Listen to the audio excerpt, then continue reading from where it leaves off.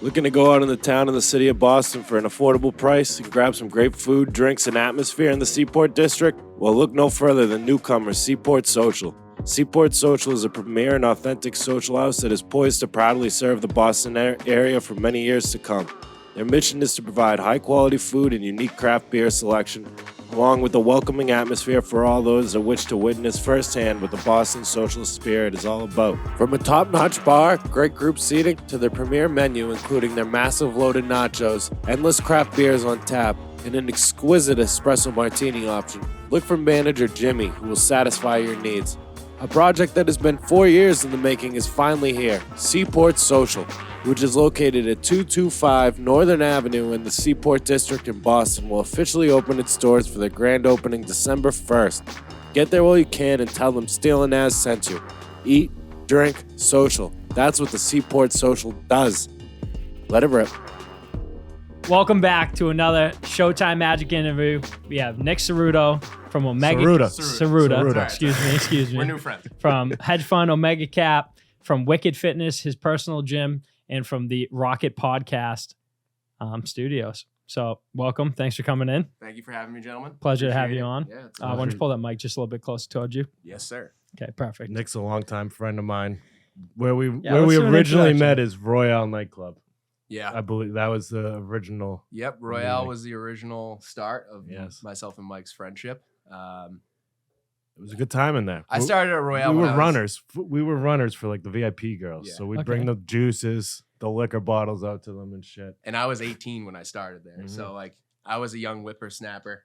I think I was too, yeah. I And was- You brought all your boys in. He had a couple good friends. That I was we all haven't like seen in a while. bushy-tailed and Bright-eyed. Yep. I feel like everyone that starts in the restaurant industry kind of gets introduced way too young, and it makes them grow up way too fast. Especially there. And it makes you cynical Royale as was shit. nuts. Yeah, I started at like 16 at the water Imagine club. getting tossed. Yeah, water club's a crazy one. yeah. I mean that's the same deal. Yeah, and your like uncle was the owner of Royale, right? Like the Power legit owner. owner. Yeah, Right? yeah. So that's always cool when you got power like that. Oh yeah. No one can fuck with you. No one can talk shit. No. You're always just like, I'll tell my uncle. No, I'm not that kind of guy though. Like I tried to go about it in a pretty humble way, but you you have a little bit of leeway if you do make a mistake or two. Right. Exactly.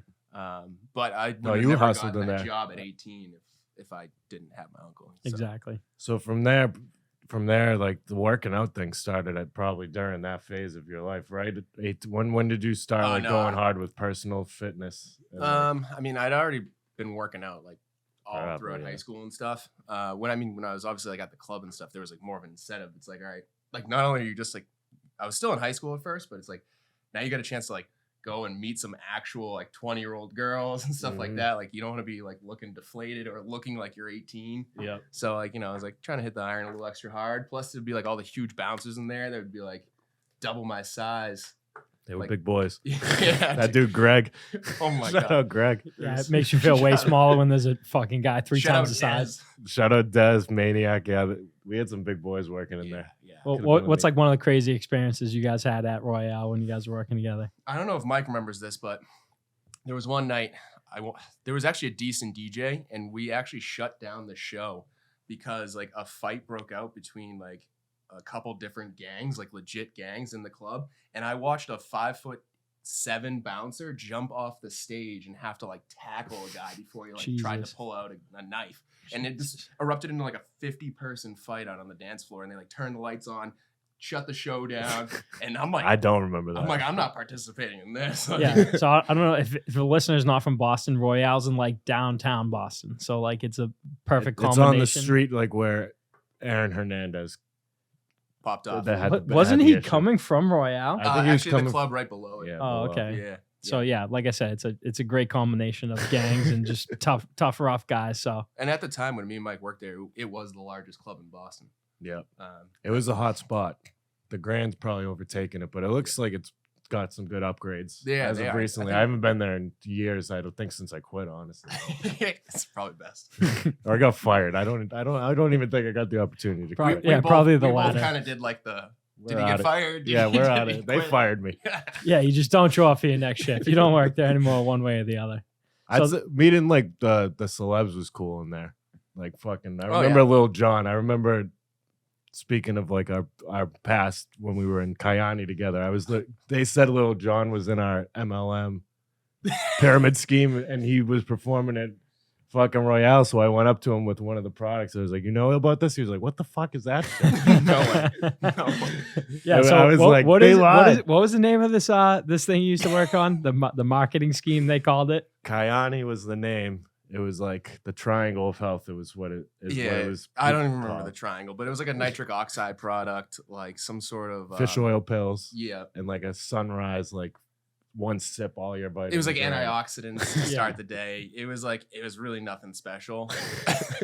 I mean, the ingredients were pretty clean, like from a trainer standpoint. Like you had clean ingredients in it, but it was definitely like overpriced, and it was 1,000,000% a pyramid scheme. Yes. And like a lot of those things, you know how you know you're in a pyramid scheme?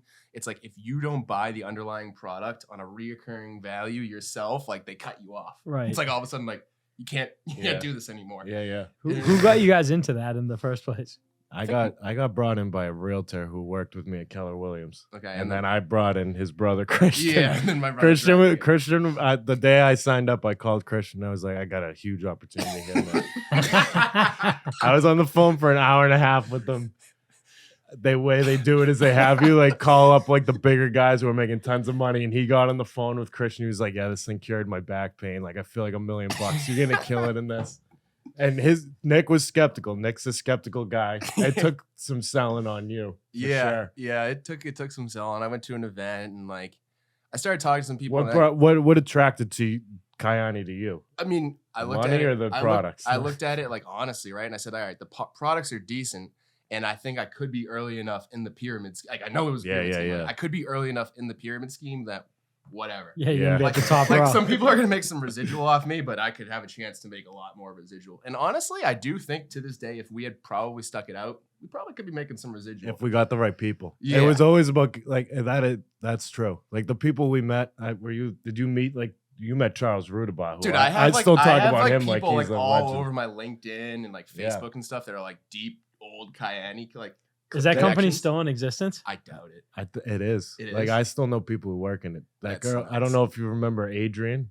No. This girl, she lives out in Cali. And Jules Marquisio, who was like, Yeah, she like launched the state of Massachusetts. Yeah. She's like Queen Bee. She's in Wait, is that the Cali. company that like bought you like cars and shit too? If Yeah, you yeah, had, they like, did. certain They bought people in. people They- cars. if you made it to the certain level, you got your white Another BMW or massive whatever. sign of a pyramid scheme. Yeah. Yes, huge sign. And the best part was just like the events every week were like, all right, it's the same presentation every fucking week. Yeah. And you're dragging them to like a Marriott or wherever. Right. And we're just like, get them pumped up. Like just You get know them what pumped. really? You know what? You made get me- them to that event, they're probably signing up. I'm super skeptical when I go to an event where everyone's supposed to be like health vendors And you they're show smoking up and cigs. everyone's smoking cigarettes. That at that to lunch me break. was the funniest part. That's I'm like, I don't. Are we really? We would selling legit be in the fitness? parking lot in our like try and stay away from like the public, but smoking butts and drinking Red Bulls and like saying like this nitric oxide shit is key for energy. This is what's gonna save. me. It's slimy. I'd be lying if I said I was in it for the products, but me and Christian have both said like we feel worse not on that shit. Like, Christian, you and Christian take vitamins. I don't. Like Yeah. that shit was good for my health. it's a like if you're not taking a multivitamin, I didn't take it's probably shit, doing so. the trick. But like my dad, it's so funny. Me and my dad like we'll be talking and he'll be talking about like a new job my brother's starting or like a new project or whatnot. And he's like. My dad just has this one saying, and Christian's gonna hate me for this. He's like, he'll always be like, "Yeah, I just hope this isn't another one of those Kayani things where he gets on the phone and he's telling me about how he's gonna retire me." So Christian is one of those false promises guys to your dad. He's I always will like, say I'm paying up Christian your was a mortgage. beast. He was the best guy I ever recruited. When I recruited him, I was like, I got a beast. Yeah, Like he was great about getting people. he's a good salesman, but he has to like believe in it. And I think as soon as he like saw like, all right, these guys aren't living up to the potential, he just like Oh, he was confrontational with people in there too. Like he'd be getting with fights with people, and they'd be like, "Christian, you got to stop," and he'd be like, "Fuck you." He'd be like, you know what I do for this You company? know how Christian is. yeah. Shout out Christian. Yeah, shout out. Go Christian. see him at Envoy. He works at Envoy, the bar now. Yeah, the rooftop. Rooftop or the first floor. I can't Lookout, I remember, but believe does it is. both. Yeah, he does both. He's killing. He's a great bartender. Yeah. Get yourself a little I think it's Smoke and Mirrors. Smoke and Mirrors? Yeah, Is it's a that nice a little drink? mezcal drink they got there. I like that. They smoke it up for you. I love a good mezcal. You know, I'm not a huge mezcal guy, but it enticed me. I've been hitting up a few of those when I go in. I like the presentation when they have the smoke and they do the glass. Like I like having the experience when I go to a bar. Absolutely. So I got a good bar for you guys. It's a speakeasy in Eastie. Okay. Called Next Door. Next Door. They got some fucking cocktails over there. Yeah, they got a great Magic mezcal just became drink. a North Shore kind of guy with his new girlfriend. So Oh, okay. Yeah, All right. I'm over there. I'm over there. not usually in the North Shore. place sucks. There's no good food. They have roast beef sandwiches. There's no good bars. You got to pay a toll when you're coming back into Boston. This is I'm true. the biggest advocate. I just had a against North $2 Shore. toll that just turned into $30. Yeah. Why? Because you didn't pay it, or I didn't know I hit it. I didn't know they just sent it to my plate, and then they just get the thing in the mail. It's like, guess what? Yeah. You didn't pay the $2 because you probably had 5 seconds to pay it. Now here's 30. No, I think the Easy Pass scam is like literally one of the biggest money makers in the country. It's probably a make fucking so scam. much It's money. insane. Like I'm the same way. Like even if you buy a new car, you can't just take your Easy Pass and put it on your new car. I've never bought an Easy Pass in my life. Yeah, I don't so- even know if you need to buy them. You just need to order them, right? I thought well now it's paid by Oh, yeah. plate, so yeah. Anything where it's I don't like, think you bought. Yeah, you'd load it up with money, pretty much. the I Easy mean, think Pass. about the concept, right? Like, hey, here's a government device that I want you to put on your windshield. Yeah. Oh yeah, definitely is tracking you. A little Well, skeptical. again, See, there's a skepticalness. You I'll get- just take the $30 fine, bro. You're getting tracked anyways when you go through the toll. They know the license yeah, plate. they know That's wrong exactly where I am too. at all So times. Before we get into that, let's stick with the gym stuff. Yeah, so Jim, Yeah. you're working out. Like, what made you decide I want to like? Was it you start as a personal trainer? I'm assuming, or did you just So- go into buying gyms? It didn't really, it kind of escalated pretty fast. I went to school for business management. So I was at Bridgewater State, going through business management. And I was thinking about, minoring in exercise phys and, was studying different like exercise stuff because I lived on bodybuilding.com forums like when I was a kid. Like, and even like in my early 20s, always studying different stuff and like looking at different programs and all the bro talk and bro science. Like, I was pretty much the founder of some of that stuff. And I was supposed to play college football, tore my knee up. And then I came back and you might even remember like after Royale one night, I got plugged by a car. I do remember. St. that, yeah. Patrick's Day, I got out of work at 3 a.m. and I got hit by a car, I retore my ACL, I pinched my L4, my L5. Jesus. And had a massive concussion afterwards. So I had to take a whole semester off. And during that semester, like I went from like, I could squat pretty good weight, like 370 plus, which at the time was pretty good for me. And I rehabbed my ACL right before the accident. Then to re-tear my ACL plus tear my other one again, it was like I spent that whole like summer pretty much like just in and out of physical therapy. And then I was like, all right, well, I don't think contact sports are for me anymore. Like that, I'm going to put that chapter aside. And, so I had a buddy at the time who was like working out, doing CrossFit. And he's like, you got to try a class. And I was like, dude, it's kind of for like people who don't know how to work out. Like, I trained for sports. I had been an athlete my whole life. I was like, it's just for people who don't know how to lift. He's like, what do you have to lose, dude? You can barely squat a bar right now. And I was like, all right, that's pretty valid. I guess I can humble myself a little bit. It was actually Lee. I knew my buddy Lee. Shout out Lee. A lot of shout outs here today. We always do shout outs on Showtime Magic. And so Big name drop, people. big name drops. So Timmy Bounce Back. Yeah, shout out Timmy Shout Bounce out Timmy Back. Bounce Back. Just had him on. I ended up going, got my ass humbled, and I was like, all right, well, there's something here. And so 3 months later, I was back to squatting 375 pretty much, like after I got in clearance from like PT, which was crazy. And I was doing it with better form and no pain. And then, fast forward from there, I just stuck it out. I got the opportunity to go do a certification, went and did that. And then it's funny, it's kind of like a party animal time of my life. Like where I was like, you know that time when you're like unsure of what you want to do. So like you're kind of like messing around, like You're in cruise control. yeah. I was just like, I'm just gonna get pushed in my eyes. I guess at the time, like I'm just gonna get pushed in whatever direction I'm meant for. Like I'm like, all right, I could go work at another club with my uncle again. I could start a business. I could do whatever. Just gonna get pushed in whatever direction's meant for me. And so I was actually at Camp Bisco, if you've ever heard of that. Yeah. So I was at Camp Bisco. What is that again? I've heard of it, but why can't? Is that like the DJ? The Yeah, EDM it's like an EDM It was festival? a huge festival in like Scranton, Pennsylvania back. Gotcha. They still have that? Probably, dude. This was like 8-9 years ago. I mean, I wouldn't be surprised if they like brought it yeah, back. my friends used to go to that too. Bunch of partying down there. Yeah, and so I'm literally like, definitely drunk, probably on some other substances. And the gym owner that I like went to the gym with, and we were pretty tight. We worked out together a lot. He just calls me. He's like, "Yo, dude, like, you good?" I was like, "Yeah, I got a minute." And he's like, "I got an opportunity. One of my coaches is moving to Colorado. I got some hours opening up. I know you've never like done this like full time yet, but like, what do you think about like taking on a role?" And I was like, I just like ran with it. I just like got one of those gut feelings. Like, yeah, I'm in. And he's like, "All right, cool. We start Monday." And I'm like, drunk, high. It's like a Saturday. I gotta drive home from Pennsylvania. Like, all right, yeah, I guess I'll be ready Monday. Like, see you then. Boom. Wow, that is kind of wild looking at where you're at now. That's how it all That's how it all started. And that was the CrossFit gym. That was CrossFit South Shore. So after about a year and a half of coaching there, the owner approached me. Just like, "Hey, I'm getting out of the business. I think you're a good fit." And yeah, just ran with it ever since then. Yeah. I always looked at gym ownership or personal training and was like, those are guys that work wicked hard and don't make anything for it. You know what I mean? Like your average personal trainer, even nowadays, probably makes 55 to 85, 90,000 a year. And you're grinding, right? Like you're a therapist in some ways. Like you're listening to people's problems. You're listening to like their day to day. You know their shitty diet. You know how much they drink. You know that whatever it is they're doing. Like Yeah, you're so much more and involved with their push life. Them. You got to motivate them. Right, and they're then coming in because they need motivation. Right, and then they're hungover and they're trying to bag out in the session. You're like, like you got to show up, bro. Like, yeah. I did that to you a couple. I remember that. I think I made you throw up at least once. Oh yeah, 100%. I actually tell Magic that if you don't throw up, you're not trying. Yeah, you should have at least a couple of those days where it puts serious doubt into your mind about like, can I keep this up? And yeah, so keep what up? The working out or the partying part? And definitely both, but more so like the working out, right? Yeah, where, can I push myself? You have those. And make it through You should this have workout? those days where it's like, should I even keep this up? And well, the answer is obviously yes, because you shouldn't just fold on being in shape for the rest of your life. But you should definitely have those days where, whether it's your workouts or like your routine or whatnot, you're gonna have those days. We call them test days, where you're tired. You're like, "Oh, I worked a long shift last night.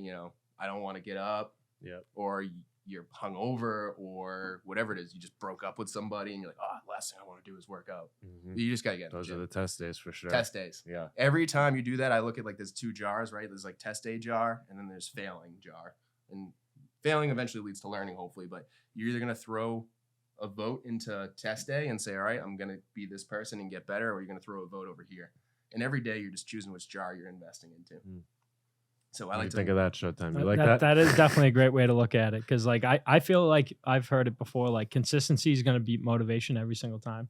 So like the days when you don't want to work out, your test days, those are the most important days. Like those when you have to be at the gym. Like it really does make the difference, because then the next day when you're feeling great, it just makes that next workout so much better. So and I like that's where your real momentum comes from, right? Like this is cliche to say in Boston, but like you look at like the Patriots dynasty.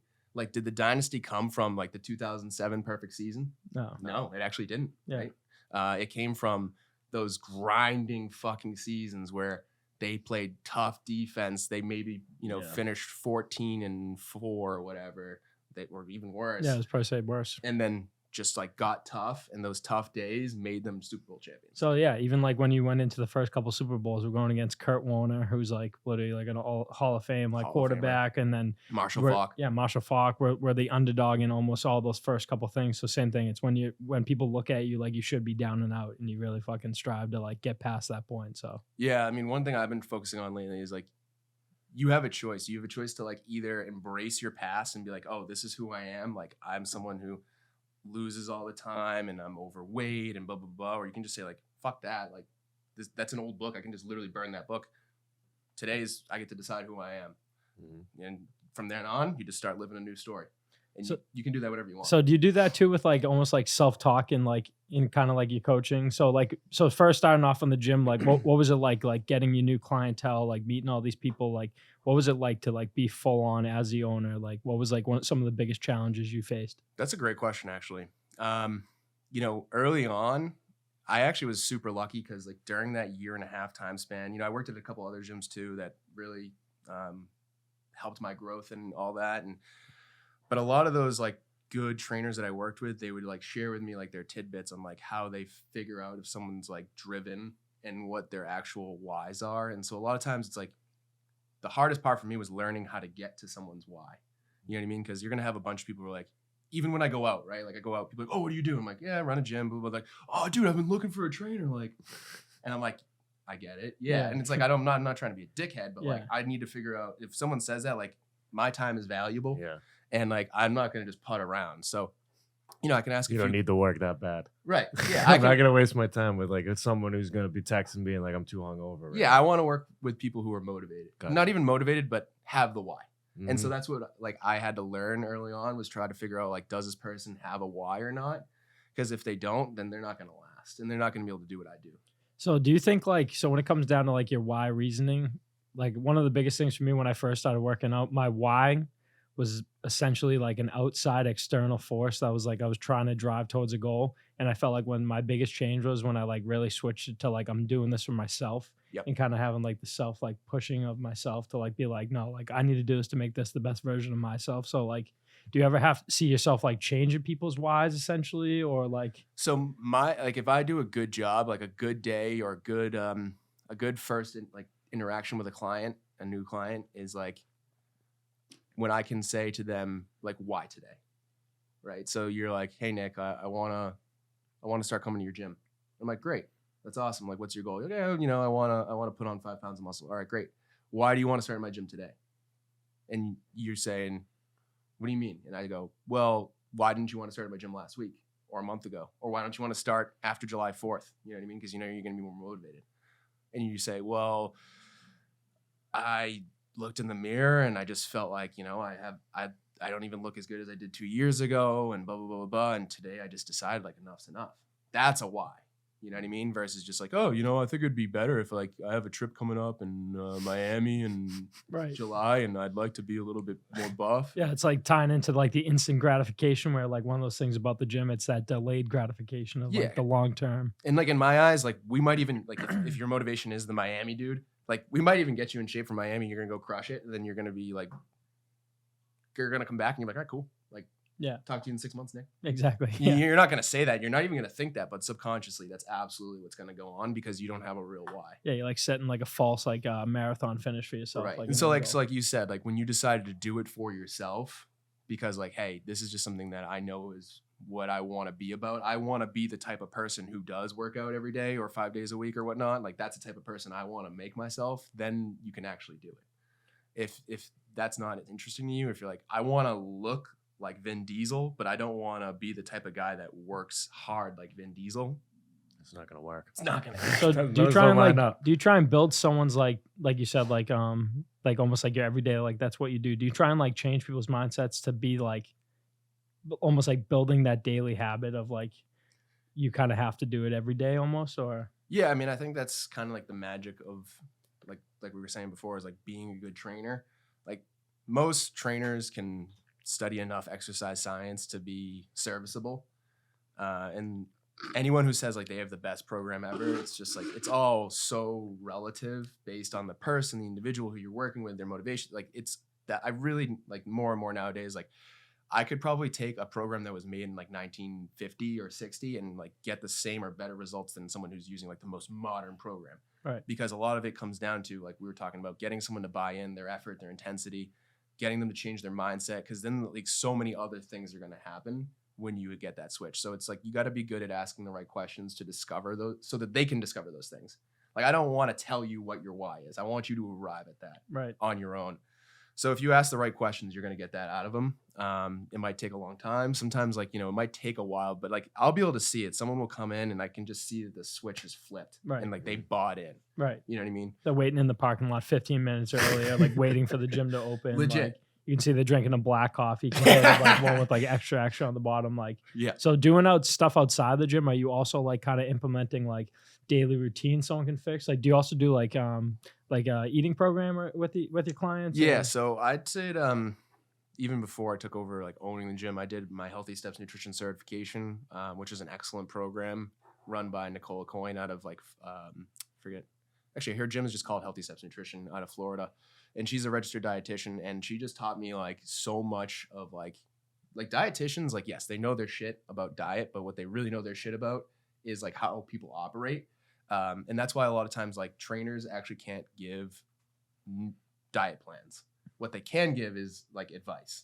So like I can tell you like you gave I still have this in my house, like that exact healthy steps nutrition like thing that you gave me from that time. Yeah. You put me on like something that like measured things. I don't know what it's called. We do like we usually will do like some sort of body assessment. And pretty much just said this is what you got to eat, like how, you know, the tracking your calories, all that kind of stuff. And we try to, you know, match it to match your goals, you know, and if you were looking for a performance plan versus weight loss, it's going to be a little bit different. But she was really good at that and teaching, you know, coaches how to approach the whole mindset level. And that's why, like, if someone does have an eating disorder, like as a trainer, like that's above me, right? Like if I'm working with someone, I can straight up just then arrive at the point, like, all right, this person has an eating disorder, then it's like you need to go see like an actual dietitian. Yeah. But if someone's just like, you know, has really bad habits, we can fix that. And a lot of times, like, I don't even get into the diet at first. It's like, can you consistently drink 80 ounces of water a day for the next 2 weeks? Right. And like you failed that. I'm like, all right, I'm not even like, why am I going to give you more goals? Exactly. Yeah. Why am I going to give you more work when you can't do the bare minimum? Yeah. You can't even do 80 ounces of water a day. Like, why are we going to worry about how much protein you're eating? That's well said. And well said. So many trainers try to like give you everything and they're like, here's everything. It overwhelms people. And it's like scary. Yeah. It's like, all right. Like I just walked in here and I'm not feeling good about myself, and like now I got all this. It's just like, why even bother? Yeah, I mean, we could be like, my why isn't strong enough to give a fuck about this. All this plan is. Well, that's a lot of it too, right? So if I'm like, but something as simple as drinking water, like that's a good start. And I bet a lot of unhealthy people, me included, do not drink the 80 ounces a day. Did you say? That's like, and that's a really low goal. Yeah, you know, for a 200 pounds are in this. That's probably 16.9. Yeah, 16.9. Yeah, I'm not drinking so more than that's 5 like 5 to 6. I'm not doing that a day. I know that. That's a fact. Every day. At least right now, I could though. Maybe I will after this. And I'm a huge fan too of like, I don't believe in like the bullshit water. So you're like, oh, do seltzers count? Can I have like a Celsius? It's a little bit of water. Yeah. No, bro. Just straight water. Seltzer water. Nope. Like just straight water. Once you get past the water part, what is then usually I'll try to focus on like I'll find out like the stuff they're getting, like so micromanage the carbs and not the even that. Like we won't even get to that point yet. Then it's like, hey, Mike, what's your typical day like? And you're like, blah blah blah blah. All right, cool. Like my eating times and stuff like that. Yeah, eating habits. How many days a week do you eat out? How many meals a day do you eat out? All right, great. You eat out for every single meal every single day. Can we get one home cooked meal in a day? Yeah. Do that for 2 weeks. Okay. Right? Like a lot of people, and then when we get to that point and you're invested, you know, usually I try to break down like the first biggest lying thing. So usually a lot of easy ones are it's like people put a ton of sugar or cream in their coffee. Cut that out. Yeah. People drink sugary energy drinks. I'm not opposed to diet sodas, sugar-free drinks, because it's better than getting the sugar. It's like cutting it back, and then we want to eventually like get rid of all of those. So we take that off. Then it might be you know, what are your bad habits? And it's like, I eat a lot before bed, or I only eat one meal a day, or every meal you eat is completely out of whack. Like it's super carb heavy. You eat pizza, you're eating breads all the time. Yeah, subs and shit. You know. Yeah, there's no like content, like substance to it. And I'm like, all right, can we get a little bit scared here? Can we get I'm getting nervous. Can we get like a more of like a meat and vegetable based approach? Yeah. Do that for just, like I said, one meal a day for 2 weeks. And then we can start to like, then after that, then we'll like really get even then you even just doing the water and what you just said, you should be noticing a difference in the type of a person's even like just the way you feel. Like you saying it right now, I know how unhealthy and bad I am. Like that, I know that would change the way I felt in 2 weeks. So here's the thing: 100%. There's a hormone called ghrelin, and ghrelin is your hunger response hormone. And so many long-term studies show that sleep deprivation, which is for most people, unless there's like a certain gene where you like only 3% of people have, so you're not that person. Yeah. Like everyone loves to think they are this person, but you're not. Yeah. So sleep deprivation and dehydration cause ghrelin to go up, and so you'll like on average those people will, I think it's a lot in a lot of studies, like don't quote me on this, but it's like 5 to 10 pounds more they'll weigh just from that alone. Just from that Just from that hormone being yeah. elevated Wow. constantly. So if we just get you drinking enough water and then hopefully sleeping a little bit better, like you'll lose. Easy way to lose 10 You'll pounds or lose like whatever. that from a lot of people that could be 3 to 5% body fat in just a month and a half. And like, of course, now you're working out with me too. So like, yeah, that's an easy way to get you to buy in and lose some weight. And we didn't really have to work. Yeah, that I've hard. heard that before. No. Like sometimes people think they're hungry, they're actually just thirsty. And like same thing, once you're drinking more water too, like obviously it's just filling up space in your stomach. So you're gonna eat less automatically because of that without like filling it with bullshit. I also heard like don't drink your calories, like you said, all those like sugary drinks. Like if you can just eat food, normal food, not like what are your thoughts comparative to like protein powders or like anything like that? Do you try and like stay away from that in the beginning with someone starting or? Yeah, when someone starts, like, it's funny. I was actually having this conversation yesterday. Who was I talking to? I had this conversation yesterday with someone. It somehow came up. But it's like, if you want to invest into supplements and stuff, like be my guest. You know what I mean? Like what I do isn't cheap. Like training with me is not cheap. You know, people can be spending upwards of $70 an hour to work with me. So it's not cheap, but like you're investing in your health, right? So if it gets you extra motivated, like if you're going for a trip, like you're going for a vacation, like Mr. Miami, he has a swimsuit. He has, you know, shirts that like hug his arms tight and stuff. But like he books the trip and then he goes and buys all those clothes and stuff because it gets you excited. Mm-hmm. Same thing. Like you sign up for a trainer, you go buy the supplements, it like gets you excited. So if you like go invest money into that, like I don't think that's bad. However, you definitely don't need it. Right. Like I only take a protein powder, I don't know, once every 3 days or something like that because like it's a busy ass day. I didn't have a chance to actually have a home cooked meal. I want to make sure that I get some like protein in just to keep myself, you know, in an anabolic state. And I do that. Mm-hmm. I think, like you said, like the biggest thing for me, like especially a motivator, like for when I first started, pre-workout for me is like one of the biggest things. If you can't get into the gym like initially, like if you can just start with pre-workout, it like gives you that extra little boost of energy. It gives you like that itchy feeling like you want to go work out. I feel like that was like the biggest thing for me. Yeah. And now I'm kind of like transitioning off of the pre-workout like as much as I can, trying to not drink it every day and become like reliant on it. Yeah. But like I think that's like probably one of the first products someone should grab. So caffeine is a performance enhancing drug. So if you take a certain amount of caffeine, you actually would test positive on any USADA tests, you know, sports tests. You would test positive because it's a performance enhancing drug. Now, the amount that you'd have to take to test positive would borderline kill most people. Yeah, like 800 milligrams. No, it's more than that. It's almost 2,000, I think. Jesus. But that being said, there's a great coach in the CrossFit space, Ben Bergeron, who had a great career. He owns CrossFit New England, which is only probably 30 minutes north of here. He's trained a bunch of CrossFit Games athletes, guys that have won the games. And he likes to say, like, caffeine's a performance enhancer. Let's keep it that way. So if you're doing caffeine so much that, like, it's your baseline, you're just a slave to it. Right. So, like, I love You're on caffeine. steroids. Yeah. I love caffeine. Like, I have caffeine every day, just about. But, like, I try to keep it in check. And then, like, I usually call it Caffeine Fridays. Are those days where it's like the end of the week, I'm usually pretty beat up, and like I'll just dose myself with caffeine. Pretty much. In what forms? Coffee, pre-workout, coffee. I'll hit a rain up. I'll like. Yeah. What are some of your favorite like pre-workouts? I mean, if I had the opportunity, I love a good like espresso. Like I Right. started my day off with a nice double espresso and a nice coffee today. I like that. Yeah, that's my favorite if healthy. I can. If not, then yeah, I'm usually going to like a Rain or a C4 or. C4 is the real deal. I really like what's the company? They make like they have like all army names for their stuff, but those are really good too. Bucked up.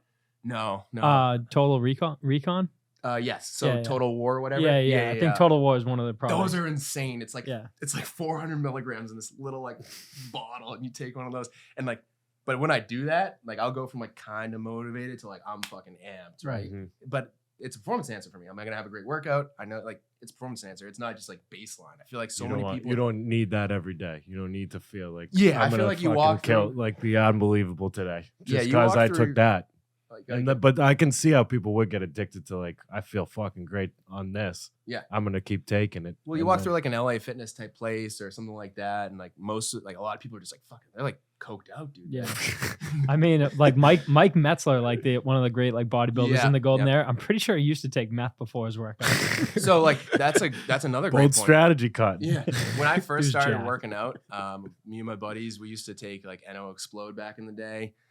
We used to take Jack 3D. And this That is had when I like was DC, MMA. yeah, MMA, I took that when I was like 15, 16. My dad would be like, "You never know what's in that fucking shit." And I'm like, "Yeah, it's just caffeine. We're Yeah. fine." Yeah. Little did I know, like 5 years later, the shit was banned from GNC because literally was like methamphetamines. Fuck. in it. Yeah. So like we were taking meth, going to the gym when we were 16. It is a great workout though. Yeah. I'm not gonna lie.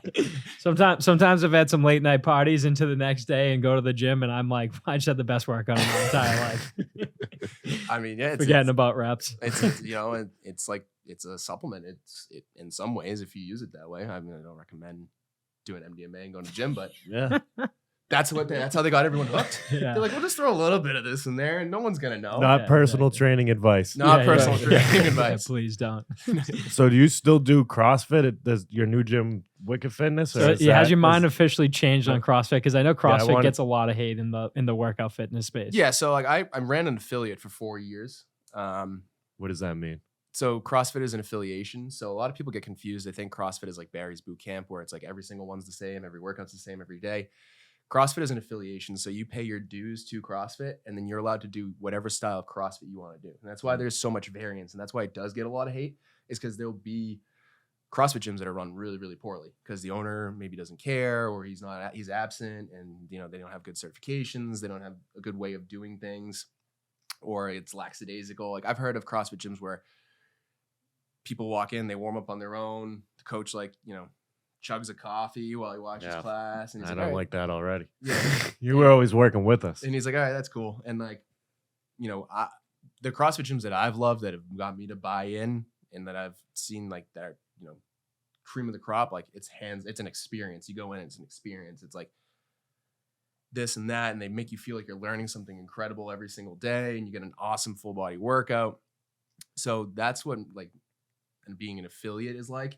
Is it weeds itself out. Like CrossFit is very much founded on like libertarian beliefs of like you can open a CrossFit gym right next to someone who already owns a CrossFit gym. They don't Totally care. different gyms. Yeah. They don't care. They're Yeah. It's like, there's no like competing competitive. it's free competition. Ultimately, if you want to both excel, you guys go fucking shake each other's hands. Hey, I'm Steve. Nice to meet you. Like, what kind of CrossFit gym you guys running? Oh, cool. Is there an opportunity for us to network together? All right, awesome. I don't feel like stealing your members. Hope you don't feel like stealing mine. Like, there's enough for us to all eat. Mm-hmm. A lot of CrossFit gyms don't get into that mindset, but that's what it could be. A lot of CrossFit gyms try to compete, or they badmouth other people, or stuff like that. Or straight up, like one of them just really sucks and the other one's really good. Right. And eventually, on a long enough timeline, the other People know where to go. Yeah. Yeah. So you are still doing it then at Wicked Fitness. Like that's not. So just a what regular I gym? did was I kind of saw the writing on the wall with CrossFit. Like I loved it personally, but like I excelled at CrossFit because I had that base of being an athlete. So I'd already done 4 or 5 years of upper and lower splits, learning all the power lifts, learning how to Olympic lift to a degree, bodybuilding, building a base layer of strength and conditioning. So when I did CrossFit, I excelled. Your average 35-year-old mom that joins a CrossFit gym has not done that. right. So in my opinion, I just started to realize like it was too much. And I already noticed like in my own CrossFit program, I was reeling things back. And then I was like, well, if I feel like I constantly need to do this, like maybe I should just strip it down and rebuild it. Mhm. So what we do now is so 2 years ago I de-affiliated. That's when I changed it and rebranded to Wicked Fitness. We were originally CrossFit South Shore, and one of the things I wanted to do is I want to integrate those things. I want like those things that I loved about the gym when I was like a kid. I want to give that to people. So we do like on Thursdays at my gym, like we're bodybuilding pretty much. Like we might do a little bit of sled work, or we might do some box jumps or something like that. But for the most part, like we're doing like upper and lower splits. We're getting a pump. Mhm. No one's like laying on the ground in a pile of sweat like you think of a CrossFit gym. Yep. No one's doing a Murph. Like, Okay. so we integrate that. And at the same time, like we do lift heavy on a lot of days, or we do like, insane workouts where your heart's beating out of its chest, Mhm. but there's a time and a place. And it's not just like, this constant like chaos.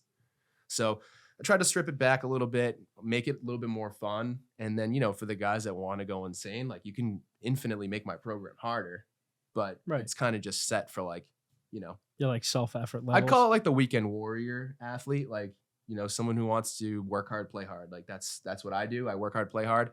Like if I know for sure, like, could I be elite at certain things if I wanted to? I think I could push it, but it would require me to cut my lifestyle. Like I wouldn't be able to be here right now. Mhm. I'd have to be stretching, drinking water, getting ready for my second session of the day, maybe my third session of the day.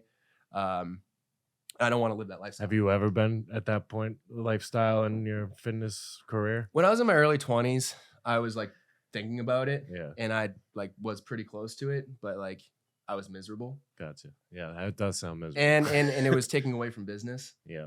And I realized like, hey, if I ever want to make that next leap, I need to pretty much decide to be broke for a short while and like go all in on this. Mm-hmm. Maybe do whatever else is necessary to get there, or you just find more balance in what works for you, and you can go all in on. So like, what are some of like your fitness goals personally? Like, what are you striving for? So I mean, I've taken care of some of them. Like, so there was maybe like 3-4 years ago, there was a span where in about a month or a month and a half, maybe 2 months, I did a half marathon, which was the first one I'd ever done in my life. And as someone who's torn 3 ACLs, that was kind of a big deal for me. I did a half marathon. I did a powerlifting competition where I PR'd 2 of my 3 power lifts, which if you don't know, powerlifting competition is bench, squat, deadlift. And then I also did my first actual USA weightlifting meet. So that's just snatch and clean and jerk. And I almost qualified at my weight class, my first ever weightlifting meet. And that was all within a 2-month span. Right. So like I kind of proved that you can do it all while training an hour and a half a day. Right. Yeah. I ran a half marathon in under 2 hours, which for me was a big deal. I PR'd 2 of my lifts, and then I almost qualified at a weightlifting meet. And actually, if I had decided to go to the weight class above me, I actually would have qualified. But I thought like, oh man, I'll cut down to 189. Like that's going to give me a strategic advantage. But no, if I had just stayed fat, I would have been fine. But so that was one of them. Nowadays, I actually train boxing 2 to 3 days a week. I've been seeing that. You're at Peter Welch's nowadays, huh? In Southie, shout out Peter Welch's. Shout them out. So Shout out Core Box. Shout out Kings of Combat. Shout out Bobby Lang while we're at it. Shout out them all. So Are you trying to fight? We're fighters in here. I've reeled back my my lifting a lot, and I've increased my cardio a lot. Like I've actually gained a lot of upper mass, but I've lost a lot of lower mass. I couldn't hit a 450 back squat right now, and that's like what I used to be able to do on the regular. Maybe 430. I think I just embellished a bit. It's all right. Humble. And so that was about this time last year, I started boxing, and like I reached out and I was like, how's the best way I can I want to do a fight at some point. Like, what should I do? They're like, this is the class you want to come take. It's a technique class. We spar afterwards sometimes. So I spar like once a week or once every 2 weeks if I get my bell rung. And I do usually like 2 to 3 boxing workouts a week. So one of my goals is to do an amateur boxing fight sometime this year. Depending how that goes, who knows what else. Like if there was ever, you guys know what BKFC is? Bare Knuckle Fighting Club, yeah. Yeah. You want in on that? If BKFC does like a qualifier, they do like open qualifiers sometimes. Do they have a USA division? Yeah. Oh, I thought that was just in England. No. So there is like another bare knuckle that's mostly in England, but there's a USA one that's huge now. Like Luke. Is that what Chad? Yeah, is that what the Chad Mendez one was? Yeah, that was too? last weekend. Okay. So I've been following them for a while, and I agree with a lot of people that are in it. Like I think BKFC is going to be as big as the UFC in the next 5 years. Yeah. Wow. That's a big take. I think so. I think the UFC, like how Do you Dana think White. people want that Dude, violence? Dana White just lost Francis Ngannou, just because of just being greedy. Right. Just being greedy. Francis Ngannou said, "I want health insurance. I want to make sure if like I have CTE the rest of my life that you guys are going to take care of me." That's a fair ask.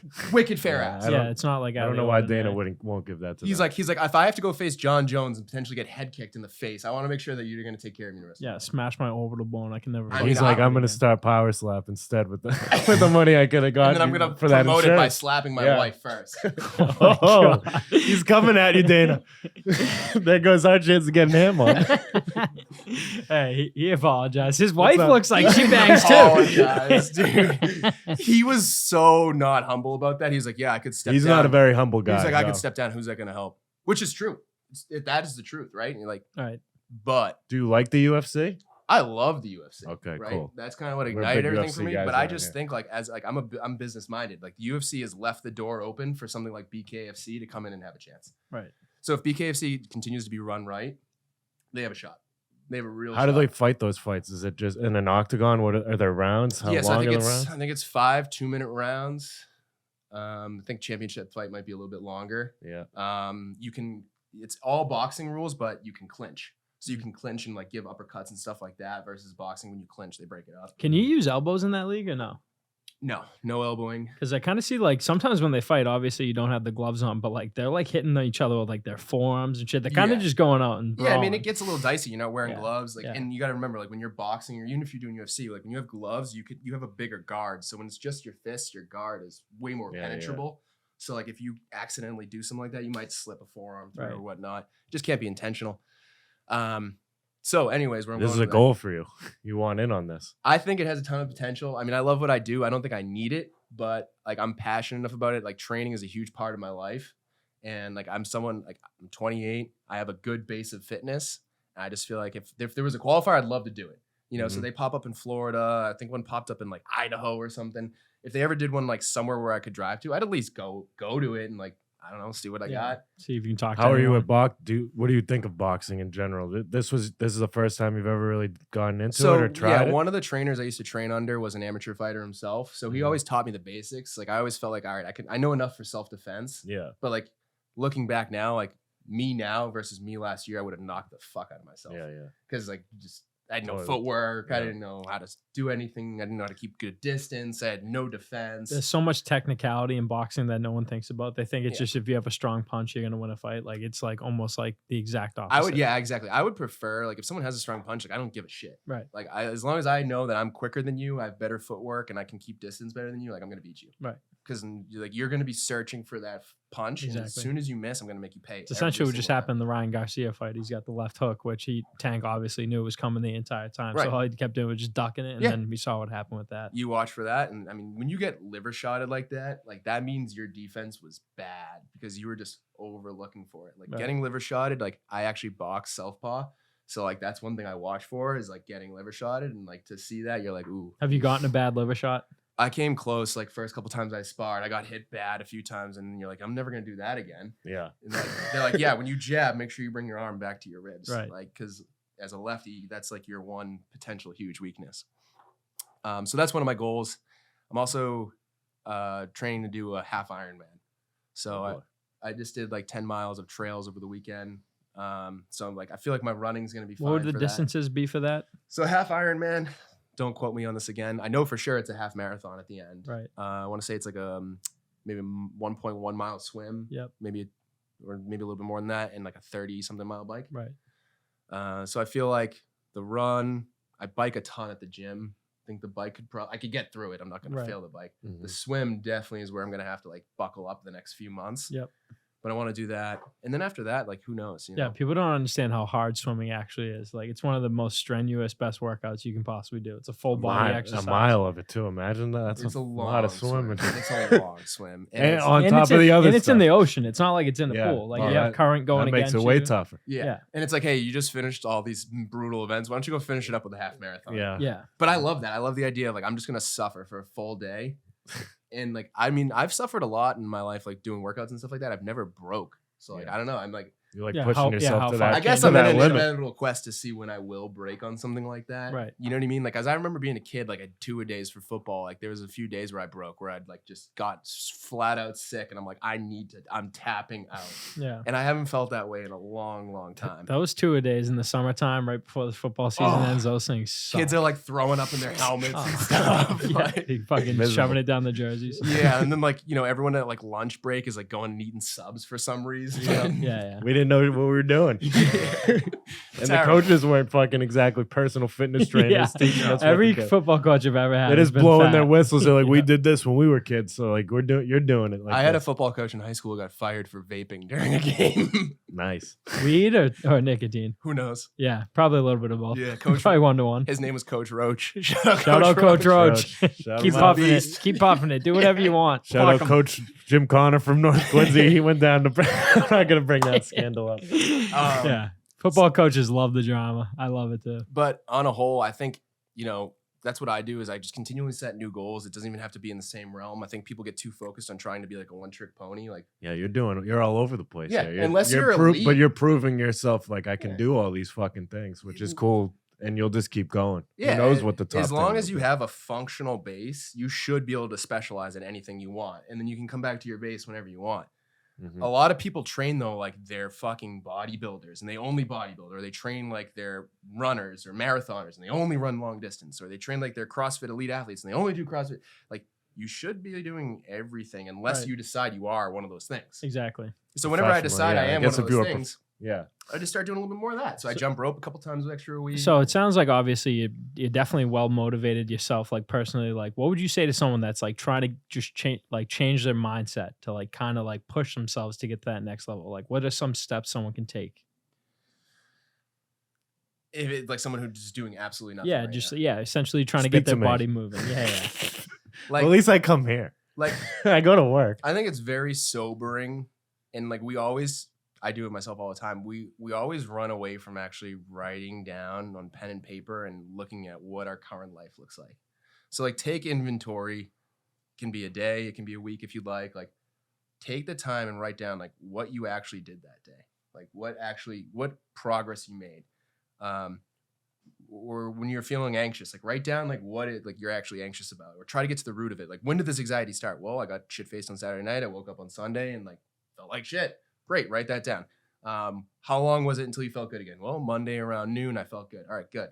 And then like, what was there anything that helped you feel good, right? And like, start writing those things down, and then just look at it and amplify it out. Be like, if I keep this up for a year, 2 years, 3 years, 4 years, 5 years, 6 years, 7 years, like, do I think I'm going to be happy? Do I think I'm going to end up where I want to be?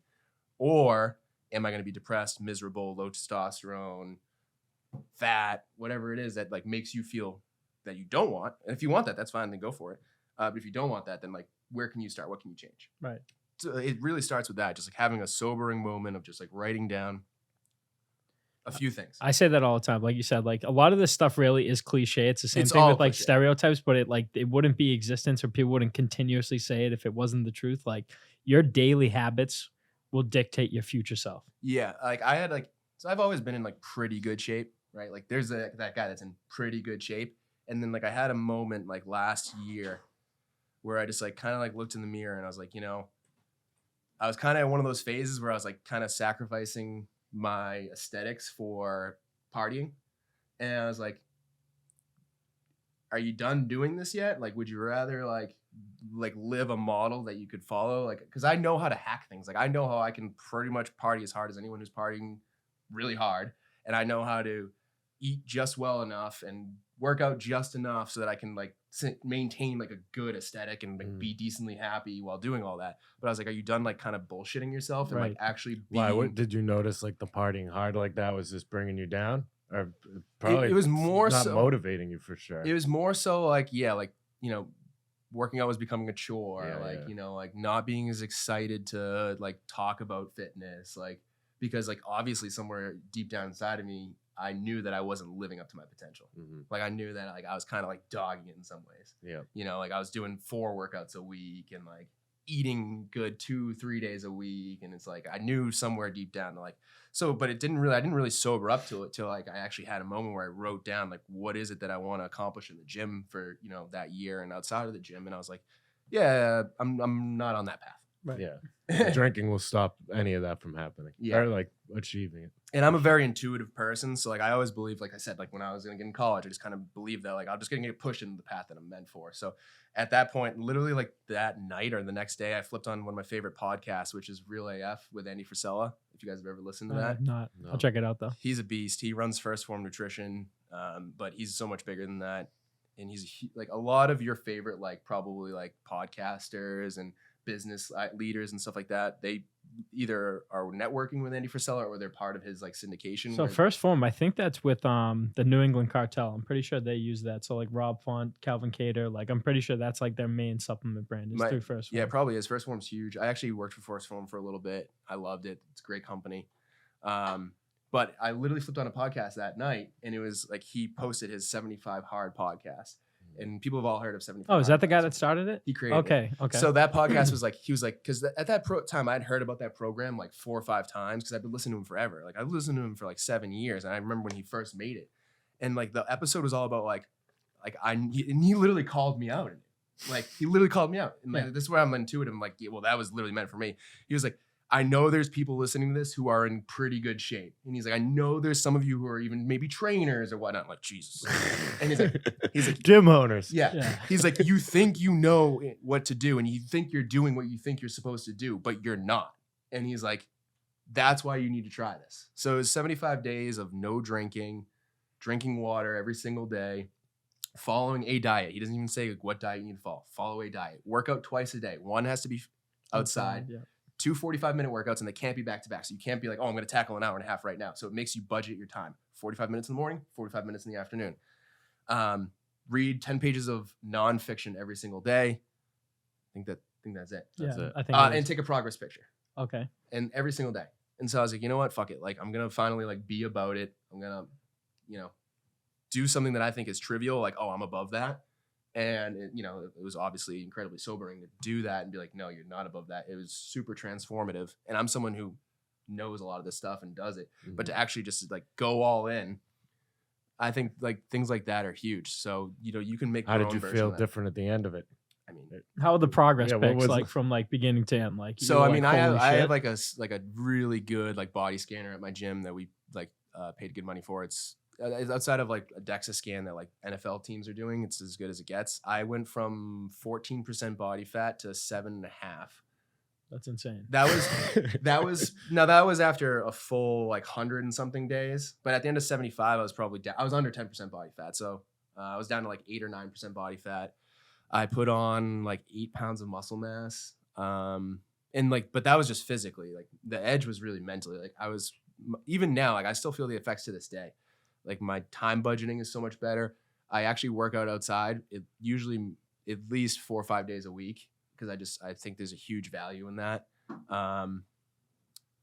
And like the water was huge too. I didn't realize like I drank a lot of water, but I wasn't drinking that much water. Like he tries to tell you to shoot for like 110 ounces a day. Yeah, I think it's a gallon or something. Yeah. And my recovery was better. Like I wasn't getting sore. I was working out the most I've ever worked out in my life, and I wasn't getting sore. Wow. And a lot of Did that you was like just the see water. changes in your sleep too, as far as that Oh my comes god! to? Yeah, I mean, not drinking at all. Like Yeah. you don't even realize That alone. I'm not a huge drinker. Like I might get drunk once a month. I might catch a good Probably, buzz yeah. like once Couple every times, 10 yeah. days, once a week. But even that, you don't realize how much that's affecting your sleep and how it's affecting like your performance and your skin and all this stuff. So yeah, I mean, my sleep was like so much better. Overall, What book did you choose to read? I read a few books during that time. One of them was like 12 More Rules of Life or whatever by Jordan Peterson. Yeah, I bought that with your brother. I actually haven't opened it. Great book. Love that book. Maybe today. I'm not gonna say maybe. Because Yeah, he one hates of the that. biggest He things fucking doesn't for like that. Magic is he will give false promises all the time. So he'll set like a standard for himself or try and create a goal for himself and just won't follow through with it. And I'm Yeah. always trying to tell him like your word is gold. Whatever you say and comes out of your I'm mouth. hearing some simple things here from Nick that I can get going here, though. Yeah. Yeah. Even maybe if I don't do full 75 hard, just there's try some parts of it that you can take. Even the 10 pages of Just reading same a day thing, is like just what they good say. to have. So I hate when people say a habit's formed in 7 days. Yes. I feel like it's a great way to try and get someone motivated to a certain level. But when it comes down to it, it really is the consistent hard effort. Like even for me going to the gym, if I were to stop after that 7th day, the 8th day, I'm not like, oh shit, like I have a habit. I'm going to the gym. It took me like a full year and a half before I was finally like, hey, I can't make it to the gym today because I actually don't have the time to go. But I have to like make the decision to not go to the gym now. But like, You're right. it's just like it's motivating yourself. And same thing, like your own self-worth to yourself. Like you'll do anything for like say your boss or your coworker or someone in your family or a friend. But when it comes down to like holding true to what you say to yourself, like I'd say 90% of the people out there don't do enough for like that self-love, like helping themselves in the right way. But like, Ultimately, when I see someone who like has what I would say is like poor habits and is not taking care of themselves, like ultimately what you're displaying on your body to the world is like, I don't care about myself. right. Like I don't love myself. Exactly. So So how would you have someone like kind of change that? Like what are some steps you could take to get to the next level of like kind of self-implementing that No, it's like what self-love. Mike was saying. It's just like start with something that like you want to do, or you know that is going to better you. Like, Yeah. is reading 10 pages of nonfiction every single day fun? Probably not. Probably no. not. Yeah. Probably not.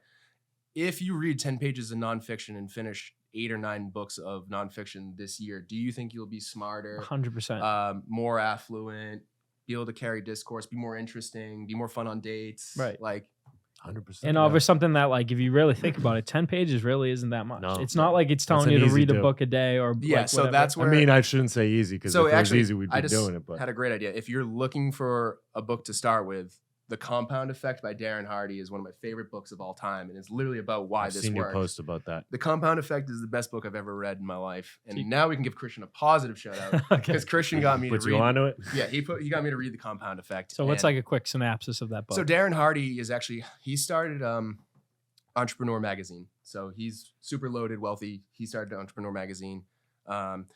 And he talks about how like he never did anything special. He just followed the compound effect. And it started when he used to lift for high school. His dad made him get up in the morning and do a full like bench deadlift split in his garage before school every single day. Mhm. And he was like, "Oh, I don't have the time for it." And his dad was like, "Well, I don't need you to do a full hour workout. I need you to lift for 20 minutes before school every single day." Is that the guy who says if you do 15 minutes, it's the 100-hour thing? I don't know. Like Darren Hardy's kind of gone quiet lately. Is he the skinny kind of guy? Blonde hair? He definitely has blonde hair. He's in pretty good shape though.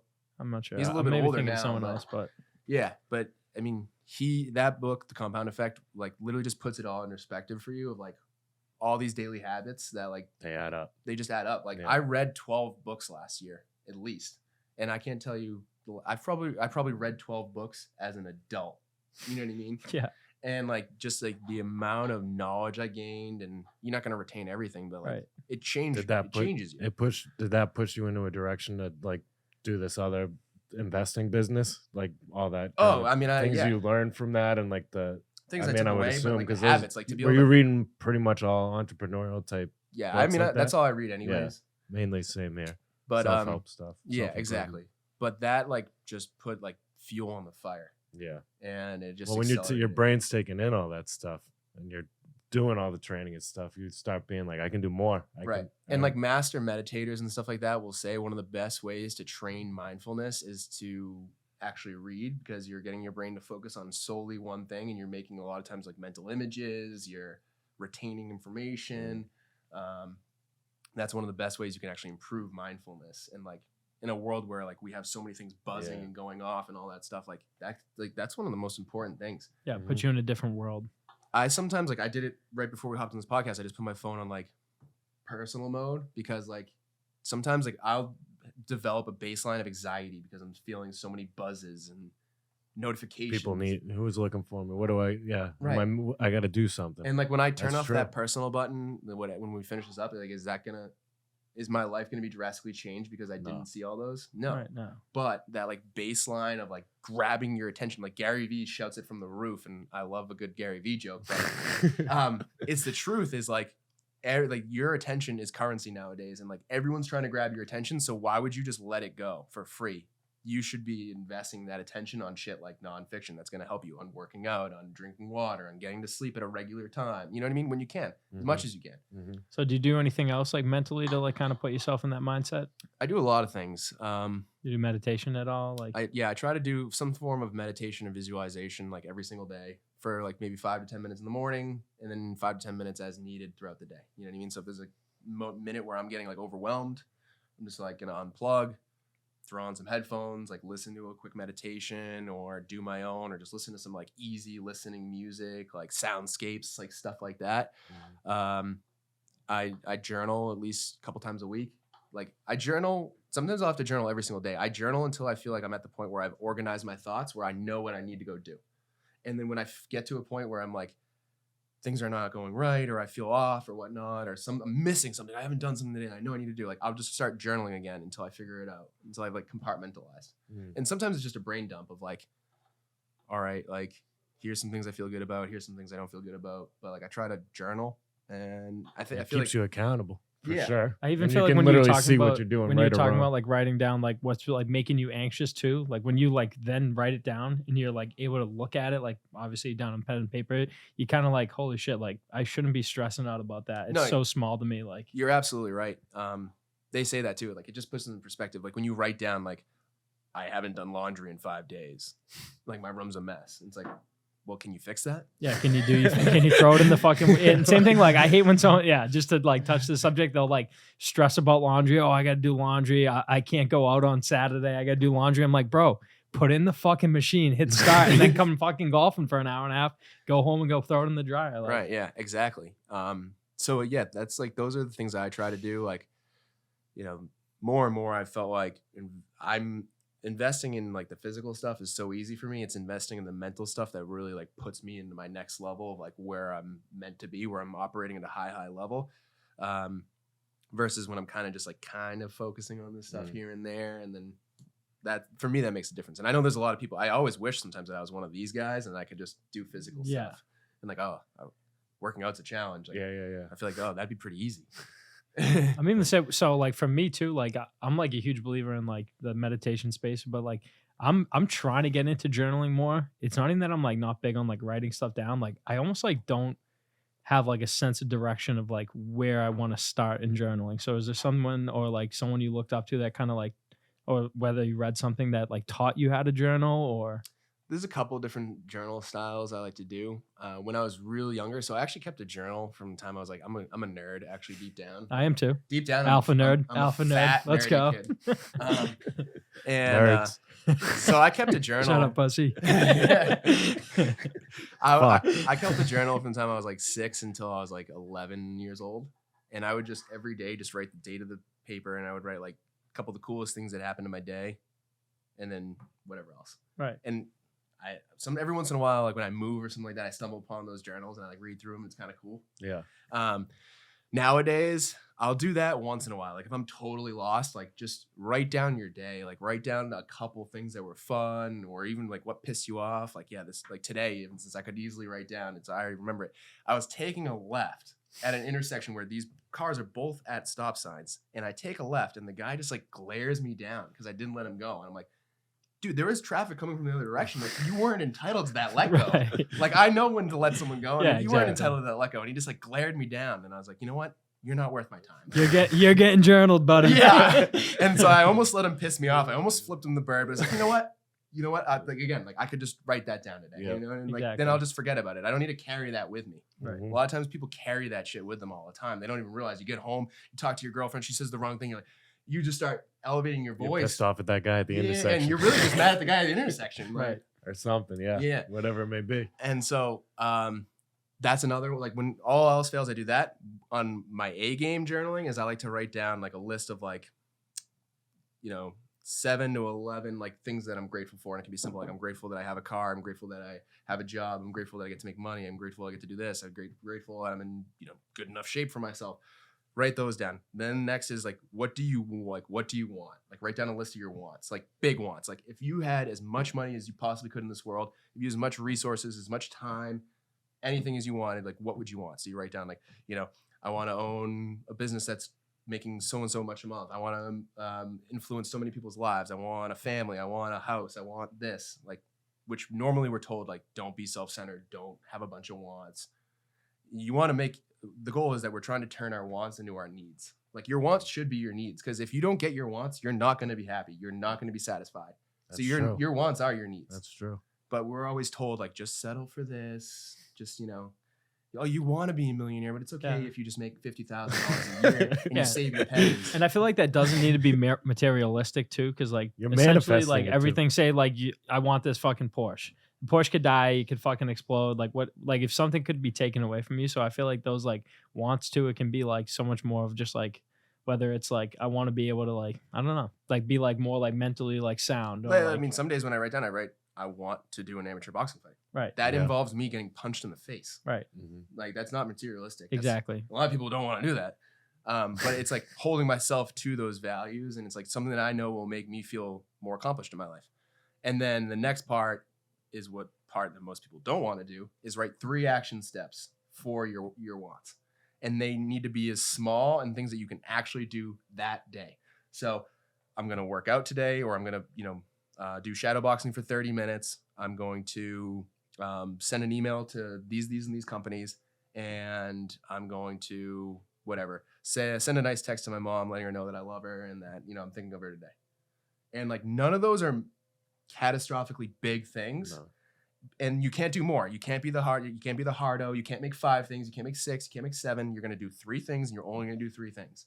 And then you're not going to go to sleep tonight until you do those 3. And then the last thing I'll do is I'll write some I am statements or something else, like some sort of like affirmation, which again, I know is like cliche and corny, but it works.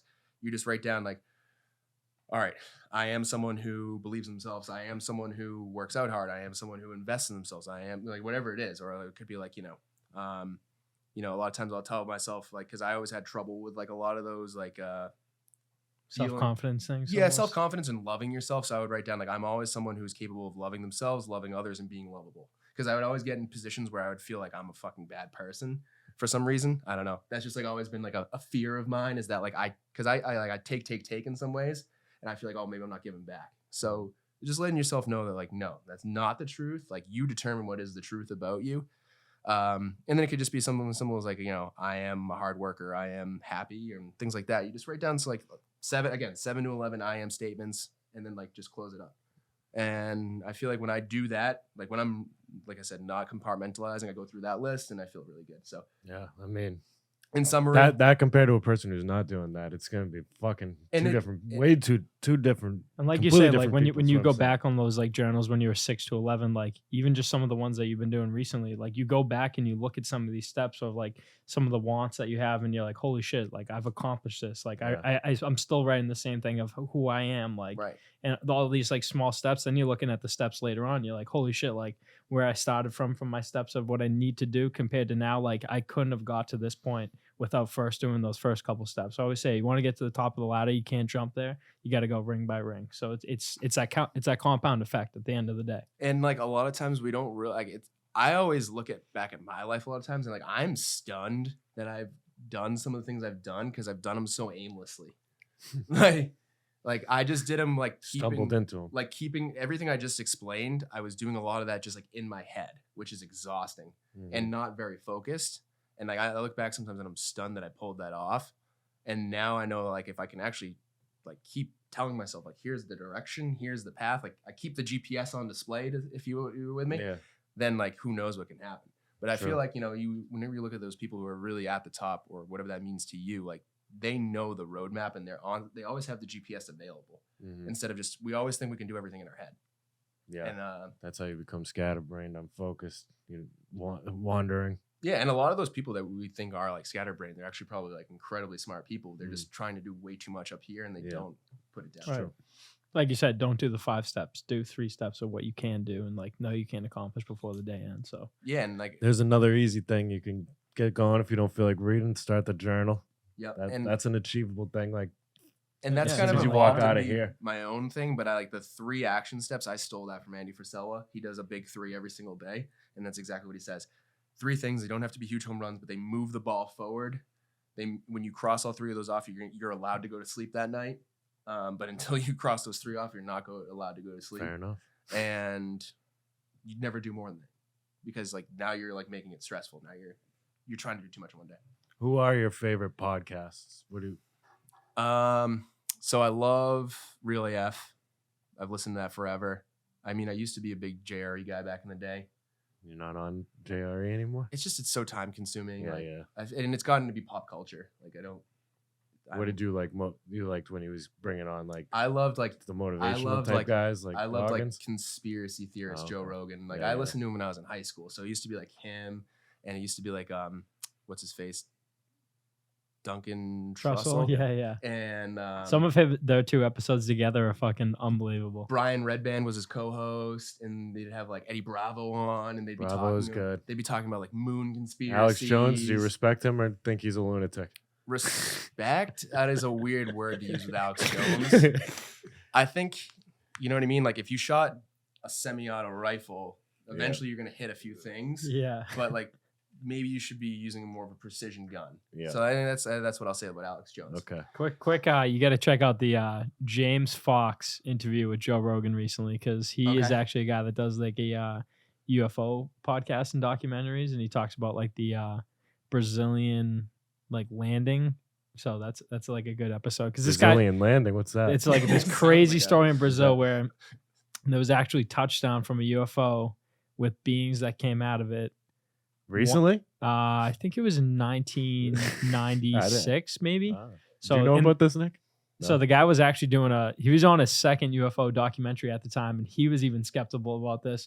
And there was some rich guy that was like, no, like, I know for a fact that shit's real. Like, I've talked to people from down there, like, crazy podcast. They talk about like one of these beings was like picked up by the US government, actually taken to a hospital in the area. So that some guy had to like x-ray for like images. He wasn't allowed to look at the images, but I guess the smell from like whatever was in this bag was so like pungent that it stayed in their nostrils. This is must listen. No, it stayed in like legit the environment for like weeks. Wow. Like people couldn't get the smell in their nose. They had to demolish I'm a waiting. section of the I'm a huge conspiracy theorist too. I'm waiting for these aliens. I've been waiting. Like, I don't know why I want them.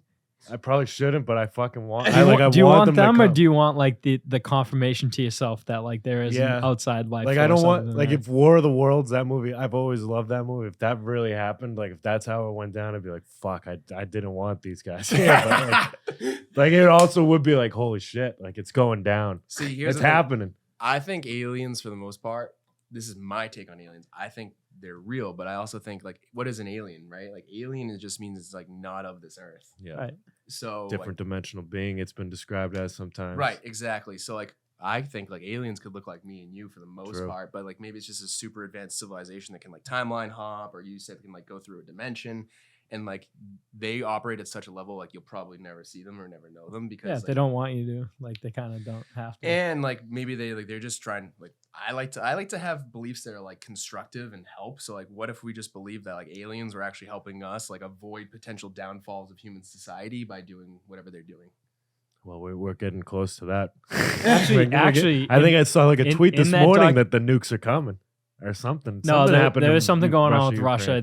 The place A where drone? the place where Putin stays, it got like attacked by I like saw drones that. or whatever. That So drone, it like barely got through the it's roof. it's a crazy time in this world. But same thing. Like, I feel like the only thing you can do in this like landscape, especially if we don't have a lot of power, it's not like we're in control of the military or whatever. It's that self focus and self like just like personal growth, and just be like, hey, I can't contribute to anything that's going to help anyone if I'm not the best version of myself. Exactly. The ultimate rebellion is to lead from the front. And Exactly. so like to like if you like you're waiting, like I like some things about Donald Trump, but I hate like Trumpers because like so many of them think like Donald Trump is just gonna like fix their life. Yep.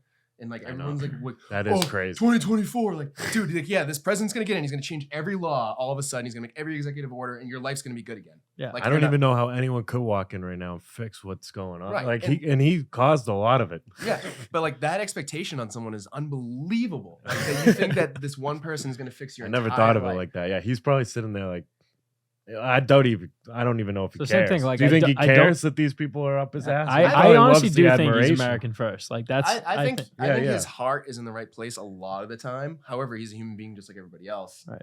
I'm just saying, I don't know if he can fix everything. Like But these same thing, Trumpers are but like, taking, but like like he's going to be saying though, elected like, and like we're back. one person can't do this. At the end of the day, like I was saying, your best version of yourself. Like if it's not community driven and everyone's trying to complete the same goal as like a singular vision of like whatever your end goal would be. Like for me, it'd be like just to fucking help everyone. Essentially, you help people that can't help themselves, but like it needs to be a community of every single person working together towards a common goal for the better of the world, or just America, or wherever your fucking standpoint is. So And that like, will be tough because, like, if he wins, the whole other side's now the haters that are never going to and work that's alongside the him. biggest problem too. Is like, I mean, a lot of Trump people did it this time around, but it was really worse when Trump first got elected. But it's like the fact that is like, if anything, if you first of all, if you're someone who believes in politics, and I don't really believe in politics for the most part, With you. yeah, like left wing, right wing, they're two wings of the same bird. You know that saying? Because the game is to get you to focus on that instead of like What's the actually money going that on. they're siphoning and sending off, and the money that they're paying themselves, the being the best trader of all time while also being a Speaker of House. Nancy, shout out Nancy. Shout out Nancy. Like you Put know, her in jail. like that's what we should be all like up in arms about and ready to kill each other over. Right. Not Yeah. Mike's a liberal. Mike's Yeah, a huge yeah. lib, dude. Right. He's a huge Yeah, lib. exactly. Like, you know, oh, he's a drums. Like, yeah, like That's that. what I'm saying. That boils down to the community. Like, we have to all fucking not be divisive and be like, dude, like, let's work on what's fucking actually wrong with this country instead of fucking Well, none of talking that, about but like, stupid. what is it that you want? Like, do you want like personal freedoms and stuff like that? Like, great. Then like work towards that. Like, what does personal freedoms mean for you? And stop telling someone what to do. Stop worrying about what they're doing. Like, make sure, like, you know, I live by like, do no harm and, you know, help your brother. You know what I mean? Which, like, your literal brother, your neighbor, like, those are two things that, like, if you operate under that code 95% of the time, like, Doing good. you're doing all right. Right. And everyone else will be doing all right. Exactly. So, like, when it comes to, like, whatever it is, like, you know, if Mike decides that, you know, he wants to cut his dick off, like, Do it up, bro. I don't think he should. Yeah. I- Can I keep it? I'm gonna epoxy it and stick it up on the shelf back here. But, like, I think Why Mike, not?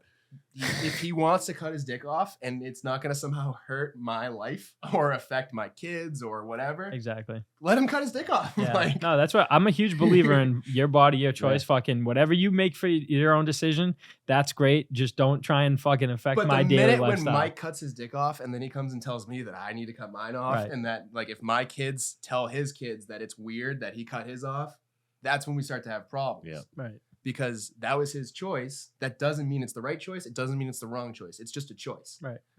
So for him to start like putting that onto me, that's where I Same thing. I have a lot of strong ideas and like morals to myself that like I believe in. You almost like can't knock me out of it unless I literally saw enough like evidence where I'm like, all right, like, yeah, that makes sense. Like you could sway how my mind works, but like end of the day, I'm not screaming from the rooftop 99% of my fucking my idealistics or trying to force someone on anyone else. I just know like this is how I operate. This is how I'm going to live my life. Like, I just don't want anyone else. Like, same thing when it comes down to the government topic. Like, I believe in the least amount of outside control from like, I essentially want one person around the country. I don't want like, I know there's obviously the balance of powers and stuff where people can get out of control, but like, same thing. Like, I want as least external influence on my life that's like going to affect me. Same thing. Like at the end of the day, no one's going to come save you. It's all self-reliance and what you can do for yourself. So yeah, and I agree with that 100%. And that's why I can't stand, like we were saying, like that mindset of like, oh, even people that thought like Biden was literally going to like fix everything Trump did.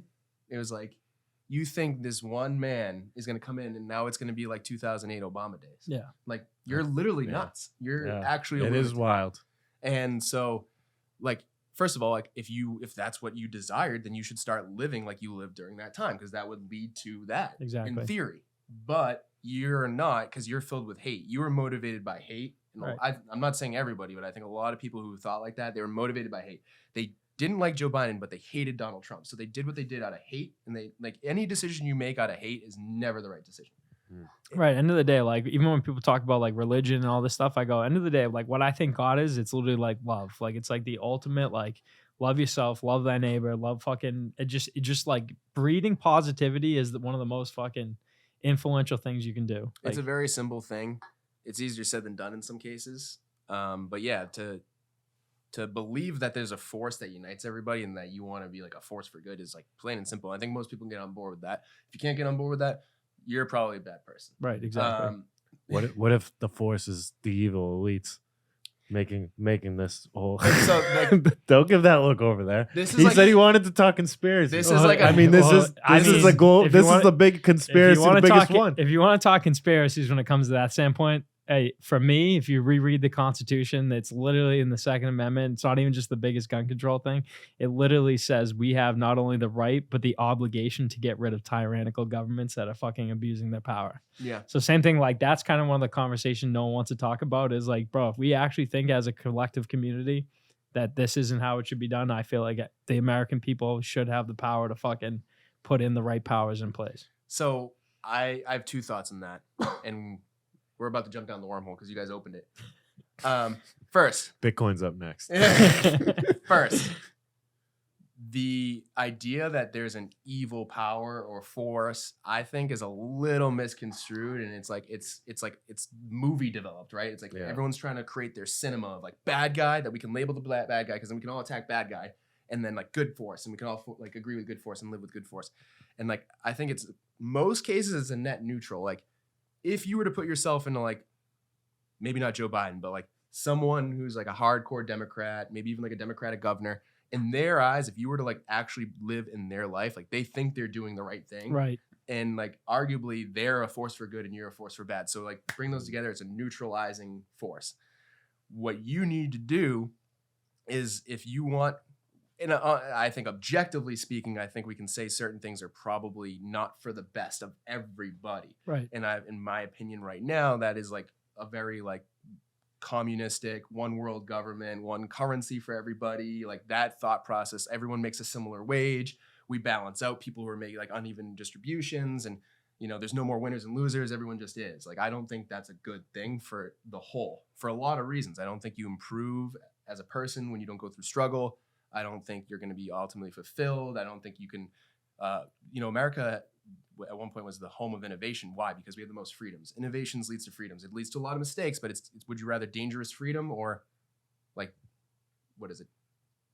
Like a controlled, like, Yeah. yeah, exactly. I'll choose dangerous freedom over like not being able to get in trouble for anything and not being able to get hurt. So if that's the case, then I don't think this is like this huge scheme of people who are like evil. They're doing what they think is right for everybody. Now, the ultimate way I think to correct that is for you to just, if you believe that we're all one, which it sounds like you kind of do, then that means somewhere within you that exists and you need to like purge that. So you need to live in more light. You need to live in more good acts. Like I say it all the time. Whenever it comes up, I'm like, I need to volunteer. I never volunteer my time. I I'm saying straight up volunteer. Like I'll help a neighbor or something like that. But like go work at a soup kitchen, go hand out clothes to people who need clothes. Like I haven't done that. I don't know if I've probably done it once. I don't know if I've done it ever. But like I need to do that. Maybe if I started doing that, there'd be less of this. And like, that's like the kind of shit I think about. Right. Is like just put the onus on you. And think of how many people aren't doing that. Everybody. You know, like what's it called when you get taken for jury duty? Like, what's the name of that?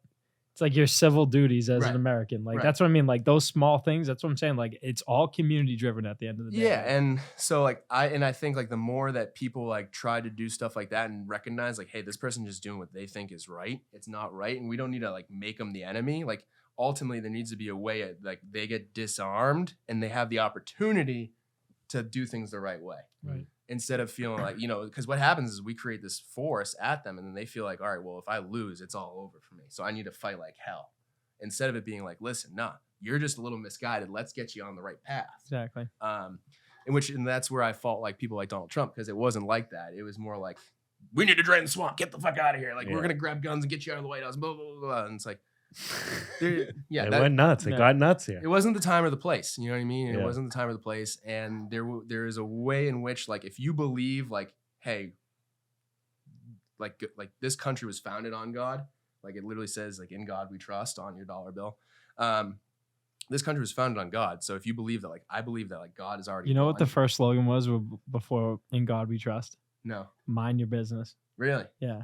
Yeah. It's the same thing. It was like kind of like, dude, stick to yourself, fucking have your own personal fucking drive and all that. Like, yeah. And so I think, yes, there's a lot of people who have figured out how to corral people for their betterment. But if you could just, you know, start to, you know, we're getting there where it's like, we've figured out your game. Right. We don't want to play your game. Once people stop playing their game, they're going to have to adjust. It would change things. Yeah. That's it. It would be a new game. So that leads me to my second point. Second point is you can stop playing the game, right? Like that's why I live my life the way I am. Like I run a gym, I bartend still. I still do bartend a couple days. Shout out your bar. Blacksmith in Pembroke. Shout out. Mass. Blacksmith. Come hit up the blacksmith. Get yourself. It's a drink of choice. You a cocktail artist or? I am an artist. So Royale was more of like the Red Bull vodka days. Blacksmith, we do a lot more like craft cocktails and stuff. I'm a big fan of. I make a good old fashioned. I really would recommend a good old fashioned, but I make a lot of like good craft martinis. You got any smoky drinks? We don't. We're not like a. I don't know if we're even allowed to like pull out a lighter at our bars and stuff. Christian's kind of a maniac. Yeah, he should not have a lighter. And then I run my crypto fund, right? And all of these things that I do, I feel like have allowed me, like, first of all, like starting my own business, being an entrepreneur, it's like I get to decide how the government looks at me. I get to decide how I'm taxed, how I'm organized, how I'm structured, what I buy, what I don't buy, how much I make. Like, I put myself in that position. And I think more people need to start doing that. Like, what are you good at? definitely way more self-reliant. Be self-reliant. You know what I Like mean? you, if shit hits the fan, you're gonna be all right. I'm gonna I figure would out. say probably Craig's gonna be all right. I mean, he doesn't have businesses and stuff, but he's Not got yet. the mindset for Not sure. yet. And I might be fucked, but I'll probably be sitting there laughing and like podcasting through it or something because I like chaos. But that's a skill. I'm learning this shit too. I'm liking what I'm hearing today. And there's I need to up my game. I think you should. I think need you to should up my honestly game. try the 75 hard. That It's could be- not called the 75 easy. It's going to be a Oh, challenge. yeah. for you. Even for me, like I consider myself same thing. Like I do the things that I think I'm supposed to be doing, but like Have you I done? know- Have you done no, 75 I've never hard? I even thought tried you it. tried. I've You never didn't even tried try it. it? No, I never tried it. Yeah, That seems like maybe something you right up two your are, alley. Yeah, I mean, we should do that. There you go. Well, we were thinking when we like start releasing these podcasts, we're gonna like do like a companion thing kind of with them. So like maybe that will be the day that this comes out. We start it, Yeah. or start it today because I know that's what you're gonna say, or start it No, tomorrow. I'm a huge fucking delay some shit a little bit. I'm going on vacation. Same thing, like, exactly. perfect. We I should went to- delay. I went I'm to- going to fucking Scottsdale tomorrow. Yeah, I can't. I went do it to till tomorrow. Vegas in the middle of 75 hard. Oh, that must have sucked. I had a great time. I was gonna say it probably was like the best thing you could have because done. everyone's like, Vegas. "Oh, dude, I feel like shit." Like, Yeah. I'm like, You're like I'm. You're like, yeah, I'm gonna go hike the mountain. yeah, I was like, I'm going Yeah. to. I was like, I'm gonna hit the pool like 9 Yeah, a.m. Get exactly. some breakfast. Like, And that That- same that thing. does You're, sound you're, nice, you're actually. in And- shape. Like and you're I fucking. had a great opinion of Vegas, and everyone's like, "What?" And I'm like, "Yeah, I loved Vegas." Like, Yeah. it's like because I wasn't hungover the whole You time. asked me about Vegas. I'm like, I'm lucky I make it out of there alive every time. It takes everything from me. Money, you name it, it's taking it. Yeah, and Phones, so dignity. I think people need to set up, you know, like so yes, how do we get back to that? How do we get back to the America that like a lot of us were sold, or like people who I call like, you know, maybe like constitutionalists or libertarians like were sold on, is like doing that, living like a private life, you getting to decide your structures, not participating. A lot of people don't realize there's a de jure America, which this is like, these are terms are starting, like I'm starting to get a grasp of them, but like there's like America, the Republic, of like what it was supposed to be, and then there's Washington D.C. and you can look this up when you look up United States, and you look it up in the actual Black's Law dictionary, is defined as a corporation. So what do we know about corporations?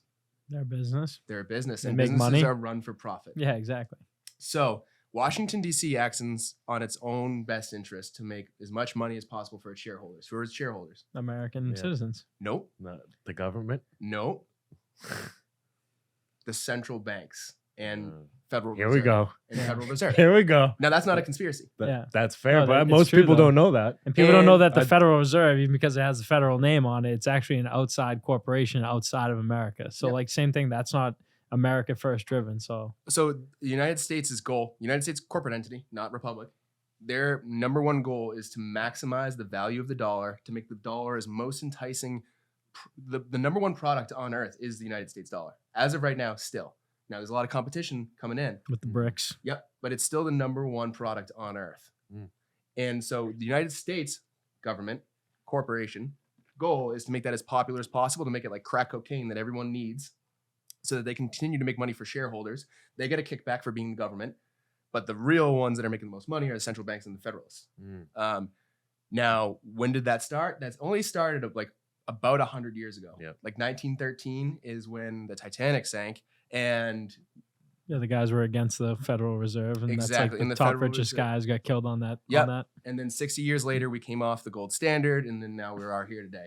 Now, in 1913, inflation was like less than 0.5%. The total U.S. debt was like $300 million, and the total taxes paid and collected every year was like 250 million or something like that. Everything else, I just posted this statistic the other day, has like 99,000% X since then. Wow. 99,000% in 100 years. Tell me how your system makes sense Oh, yeah. and works. Because why? But why do we think that? Because we think we're living in the Republic, and we think that the best interest should be our best interest. Right. However, we're just employees Of the corporation. of the corporation, Right, and the right. corporation is kicking fucking ass. They make money whenever they want. We pay them as much as they fucking want. Whenever they want more, they say, "Hey, give us more," and we say, "Yeah, buddy, let's get it to them." And as long as you keep doing that, you're going to keep maximizing the profits for that corporation. Right. When you start making decisions that don't do that align with your own best interest and not the best interest of the Takes the corporation, power away from them. that will start changing things. And one of the ways that I think we can do that, and I think the government is petrified of, is cryptocurrencies, right? Because you're giving yourself your own opportunity to do transactions. If I send you Bitcoin right now, I don't get taxed on that. Right. Now, if I already made a profit on Bitcoin and I send it to you and it's on wallet addresses that are in the US, then, you know, Coinbase might send me a 1099, in which case it's my obligation to go report that. But if we were in Europe and I send you Bitcoin, just, you know, I'm like, hey, I owe you 50,000. So me and you take a flight to Europe. I give you 50,000 Bitcoin in Europe, come back to the US, no harm, no foul. You don't pay any taxes. I don't pay any taxes. You have 50,000, done. Right. And not only that, it happens lightning speed. I don't have to worry about fucking First Republic Bank, Silicon Valley Bank collapsing, and the FDIC not So being able to insure it. decentralization is essentially like the end goal. Like even when it comes to like when you talk about yourself and being like essentially your own boss and your own entrepreneurial type lifestyle, like taking yourself away from the masses of like fucking the centralized control is like essentially the only way we can probably fix this problem. Do you want Big Daddy government to shield you from all scary things in life? No, that's what I'm here for. Yeah. That's why I work out. That's why I fucking arm myself like that. I'm Or- trying to make all those fucking options available to myself. Yeah. Or would you rather, you know, live life, which is a dangerous game anyways? I'm going to leave here. I'm going to get in my truck where I have a wicked high chance of death or serious wreck. Like higher than any other activity I do today. Like anything. We take that chance every single day. And I ride a Harley, and that's why I really have experienced and know how fucking dangerous it is. You just have a windshield, which is giving you the illusion of safety, but it's actually just as dangerous, in my opinion, as riding a motorcycle. I'll give you a reason why. A couple months ago, I was riding home from, no, this was almost a year ago now. No, yeah, it was almost a year ago now. I was driving I was going from Hanover to Marshfield to watch the NBA Finals. And we went to go to, I was in Hanover from work. I left to go meet up with a buddy for some food after work and watch the game. And I'm going down the highway, and all of a sudden the highway goes to one lane. And so I start slowing down, and then I didn't realize the Tesla in front of me goes complete stop. So we go from like 60 to 40 to complete stop. So I jam my brakes. I can't swerve right because I'll hit a police officer, potentially, because it's cones, they're doing road work, whatever. I'm not going to kill someone. Yeah. I can't swerve left. I'm going off the highway. I could die. So what's the best move? I hit the Tesla. So I hit the Tesla at an angle. I still got thrown off the road. My car got sent through the woods. Literally praise to God, I was fine. My airbags went off. And I was fine. Now, if I was on a Harley, which if I was on my bike, I had this thought while I'm making these decisions. It's so funny how these things happen instantaneously. I had this thought in my head because I almost took my bike to work that day. If I had been on my Harley, I could have easily swerved left of the Tesla and missed it, swerved right and been between the cones and the cars and missed any police officers, totally unscathed. Mm-hmm. Instead, I went through a death-defying stunt of going 40 miles an hour off Route 3 through the median and hit trees, little stumps, and somehow You got nothing? No nothing. injury? I had a little scrape Little on my scratch. shin. That was it. That's probably from your dashboard too. My truck literally got fished out of the woods. Fished out of the That's woods. a bad one. Completely totaled. I didn't know, but maybe Christian told me. Because it about wasn't even that. a big deal. Yeah, Because no. I was totally fine. Yeah. But like that goes Scary. That's a crazy story. Yeah, but that goes to show you, like, people always say, like, oh, bikes are dangerous. Like, it's all dangerous. Yeah. Like you're Everything. Yeah, you're you getting get, on you the can road, get hit you're- by a car Right. walking. Yeah, like you're fucking getting on the running. road. You It's could, dangerous to put money in a bank.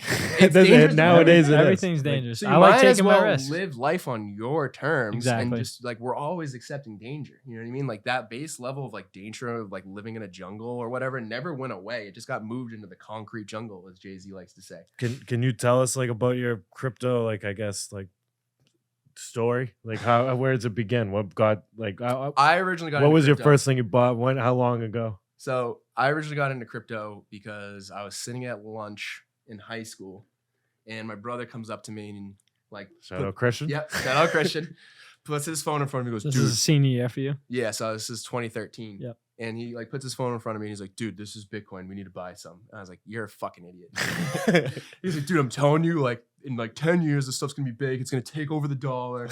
Like the dollar's never gonna matter again. Well, I'm like, dude, like the government is never gonna let Bitcoin replace the dollar. And I mean, here we are present day, and it's like the government is fighting like hell and not like Bitcoin replace the dollar. And I was like, dude, it's never gonna happen. Like, get your head out of your ass, like type deal. Yeah.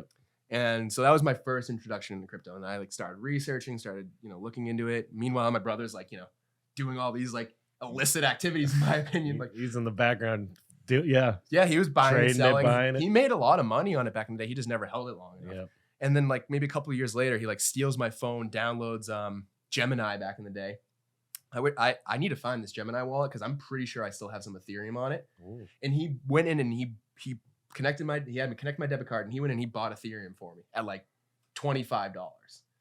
That's worth some money. Maybe $100. And I don't know how much he bought. It might have not been a lot. But I it know might be. I know I did have some in one wallet that I sold and made some money on, but I know that there is definitely some Ethereum still in that wallet. That is the one thing that sucks, like for all the people that didn't like take it serious back in the day, or like that is why it's that self-custody, be your own bank thing's scary, because like But what's we nice, lost money. What's nice People is lost every mistake where like their money that is. actually makes it more rare Mm. and thus rises the true. value of That's everything true. else. Yeah. That's true. Versus like Yeah, not if you're that person that lost a wallet. right, but Like versus, even me, like I have like even my Binance account, like I used to like buy and sell same thing around that time, like 2013.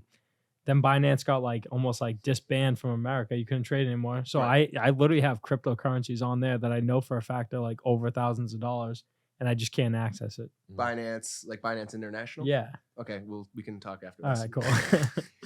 Whoa. Oh, there we go. Might be getting rich today, Chris. Maybe. Imagine. So that's where I started dipping my toes into crypto. At the time, I was already like when I turned 18, I started investing into stocks on my own with the money that I had, money that my father had put into accounts, like savings accounts for me. He had bought me stock certificates when I was younger, and I was able to materialize those. And then I started trading options when I was like in college and stuff, and like learning options and just like playing around, trying to get a feel for it. And then that's when I started to see like, it'd be like a monthly update or like a 6-month update from my brother, like Ethereum's at $1,000. Bitcoin just hit 20K today.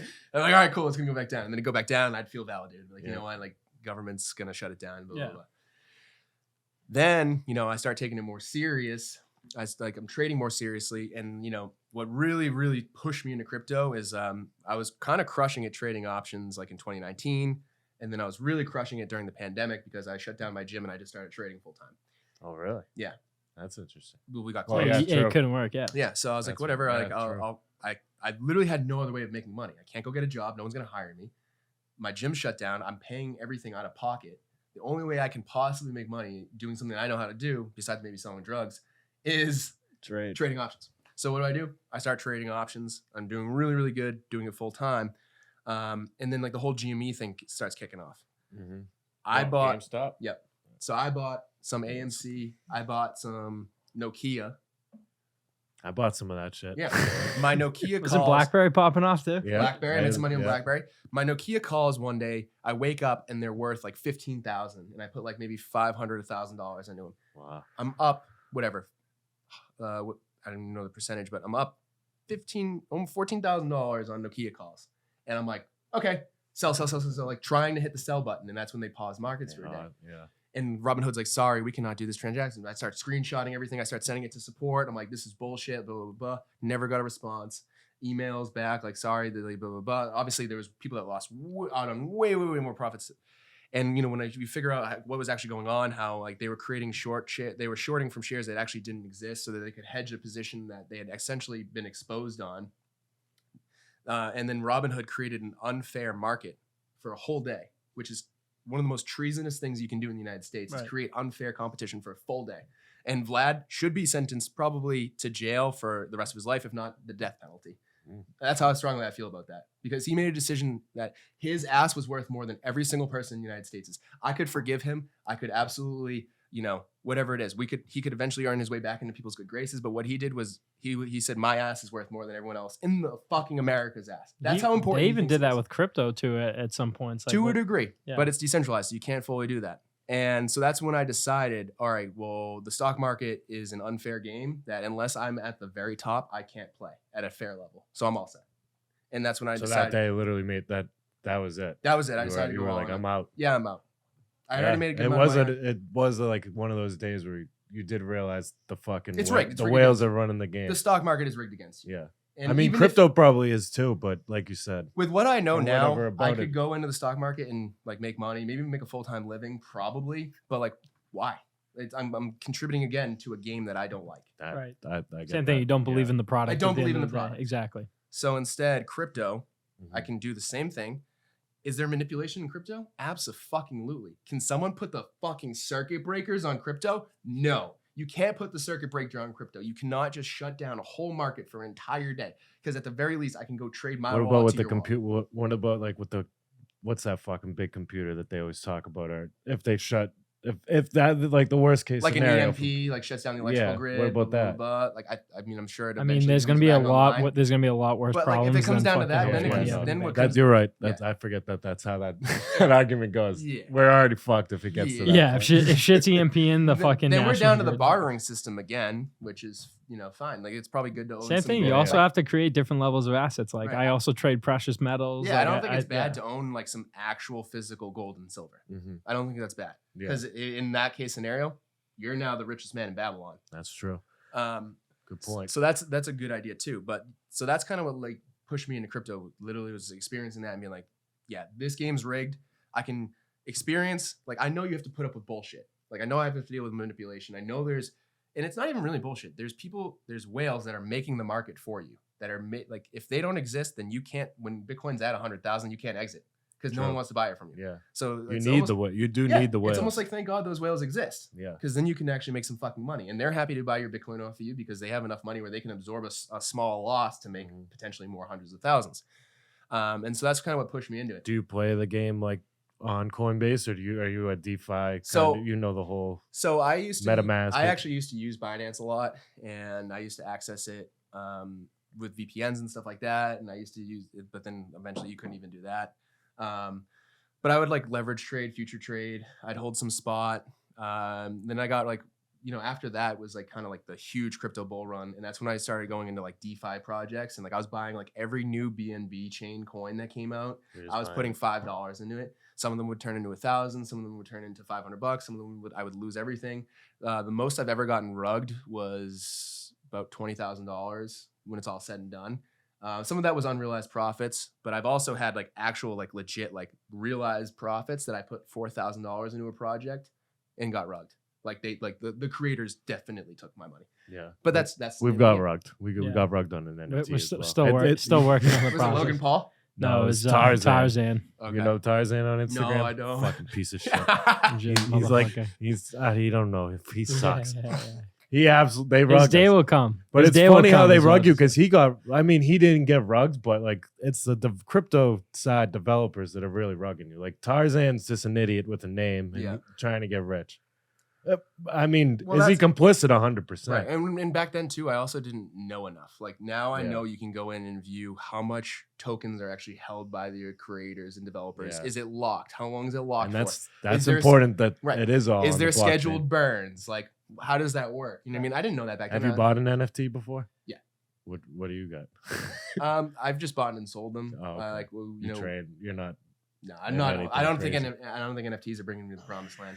fair. What is then? What or you're just trading in general? Do you have a coin that you love? So- and you'll hold forever. My kind of view on crypto now and like what our funds approach is that like crypto is going to win in the long term.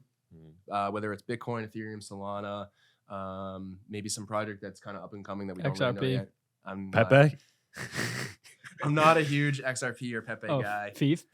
Fuck XRP. But XRP that's a rug. I'm not really a Bitcoin maximalist, but I mean, every single day that goes by, it's just like more and more apparent that like Bitcoin is like manifest destiny. Like no one knows Satoshi Nakamoto is a fixed supply. It's super efficient. We can create like if you guys have looked into like Bitcoin Lightning, like the Bitcoin Lightning project's super efficient. It's very sound. It makes it almost as fast as Ethereum.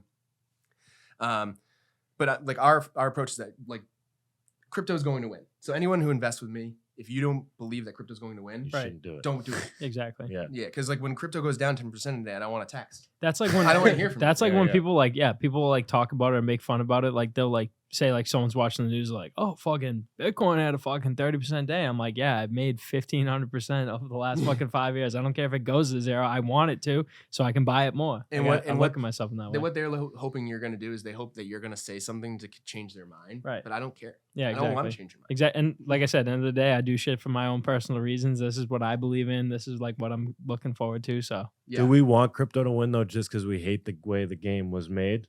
So is that I like think- why I we're say so yeah. in on crypto? I Because I feel that way sometimes. Like it was like I hate the way the system was so bad. Like I wanted to win. I needed to win. I don't need it to, but I really wanted to. have you ever read the original white paper of Bitcoin? No. So it's worth doing. It doesn't yeah. take long. Just go read the original Bitcoin white paper. But it was created during the 2008 like economic crisis, which was stemmed from like mortgages and Mhm. you're a real estate guy. You probably could explain it better than me. Not really, but the Big But Short does a good job of it. Subprime mortgages, which is where like It was more fuckery in the system. essentially like you have a 500 credit score and like you could somehow get a Yeah, loan yeah. for a $1.2 million house, and clearly they knew you were going to default on it, but they wanted you to default on it so that the way they could sell as soon as you agreed on it, they sell your contract to someone else who buys your contract knowing you're going to default, and they're going to get the house and they're going to get your payments for the time that you make it. Yeah. That's essentially what's going on. Right. So they're literally betting on your demise. Mhm. And that Very created, fucked. yeah, and that's essentially what banks are doing right now to some degree. And so Satoshi Nakamoto, or the group of people of Satoshi Nakamoto, created Bitcoin because they said enough's enough. Our government has proven time and time again that they are financially irresponsible. They will not make the best decisions for the people of their government. And someone needs to step in and do something. Mhm. So here's Bitcoin. This is a chance for you to get control of your own life. It has a fixed supply. It can be scaled infinitely. People get worried about like the computers and the fossil fuel footprint and all that. And if you look, like U.S. washing machines take about the exact same energy as Bitcoin computers worldwide. Like same footprint, like washing machines. Mhm. Like we could use a fucking river. Just give me like economic freedom. right. Mhm. And so it's really negligible. And not only that, but it's a certain amount of supply is fully released right now, and it unlocks over time. Once it's fully unlocked, that's it. Yeah. There's never going to be more. You can't create it out of thin air. So it's You're making me want to buy. Like I want to buy right now. It's deflation. I'm forgetting. I'm forgetting the facts I of it. kind of have what I have for my Bitcoin amount. Like I know there's gonna be 28 million coins. Yeah. Like obviously people lost it, so it makes, like you're talking about, it Right. makes it more scarce. But I'm at a set level of 0.28 that I'm just gonna hold forever, knowing that I'll be in the top 1% of all holders essentially. Yeah. And that's like my strong. So same thing. Like I'm not trying to go all in on one thing. I'm trying to just diversify my assets in all different spaces, like Yeah. buying gems, buying gold, buying silver, buying platinum, buying palladium, buying Bitcoin, having cash from different countries, having like all Yeah. just basically a set example of like everything you should do. So same thing. Something's going to fail. Like it's not like everything's going to be around forever. Just like pace yourself out with whatever you can afford to lose. And so like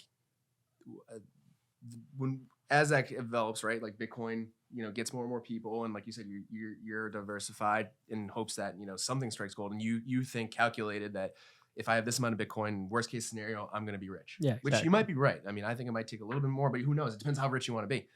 What number do you think is the number of Bitcoin you need?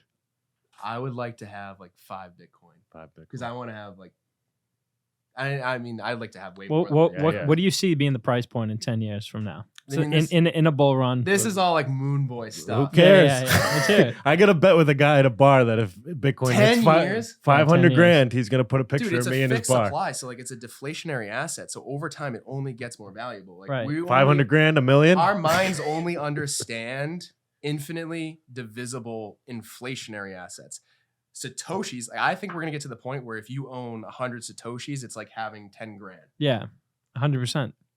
And so like if you have 1 Bitcoin, you're a billionaire. Wow. Is that going to happen in 5 years or 10 years? I don't know. But think about, we don't really understand what the actual wealth disbursement is. Like I live of the mindset that we were given enough by God to live, everyone to live the most unimaginable life possible. We've been put into a system where that's not possible, and it's only you that can break free of those chains. So that being said, 1% of the world's wealth, 99% of the world's wealth is held by 1%.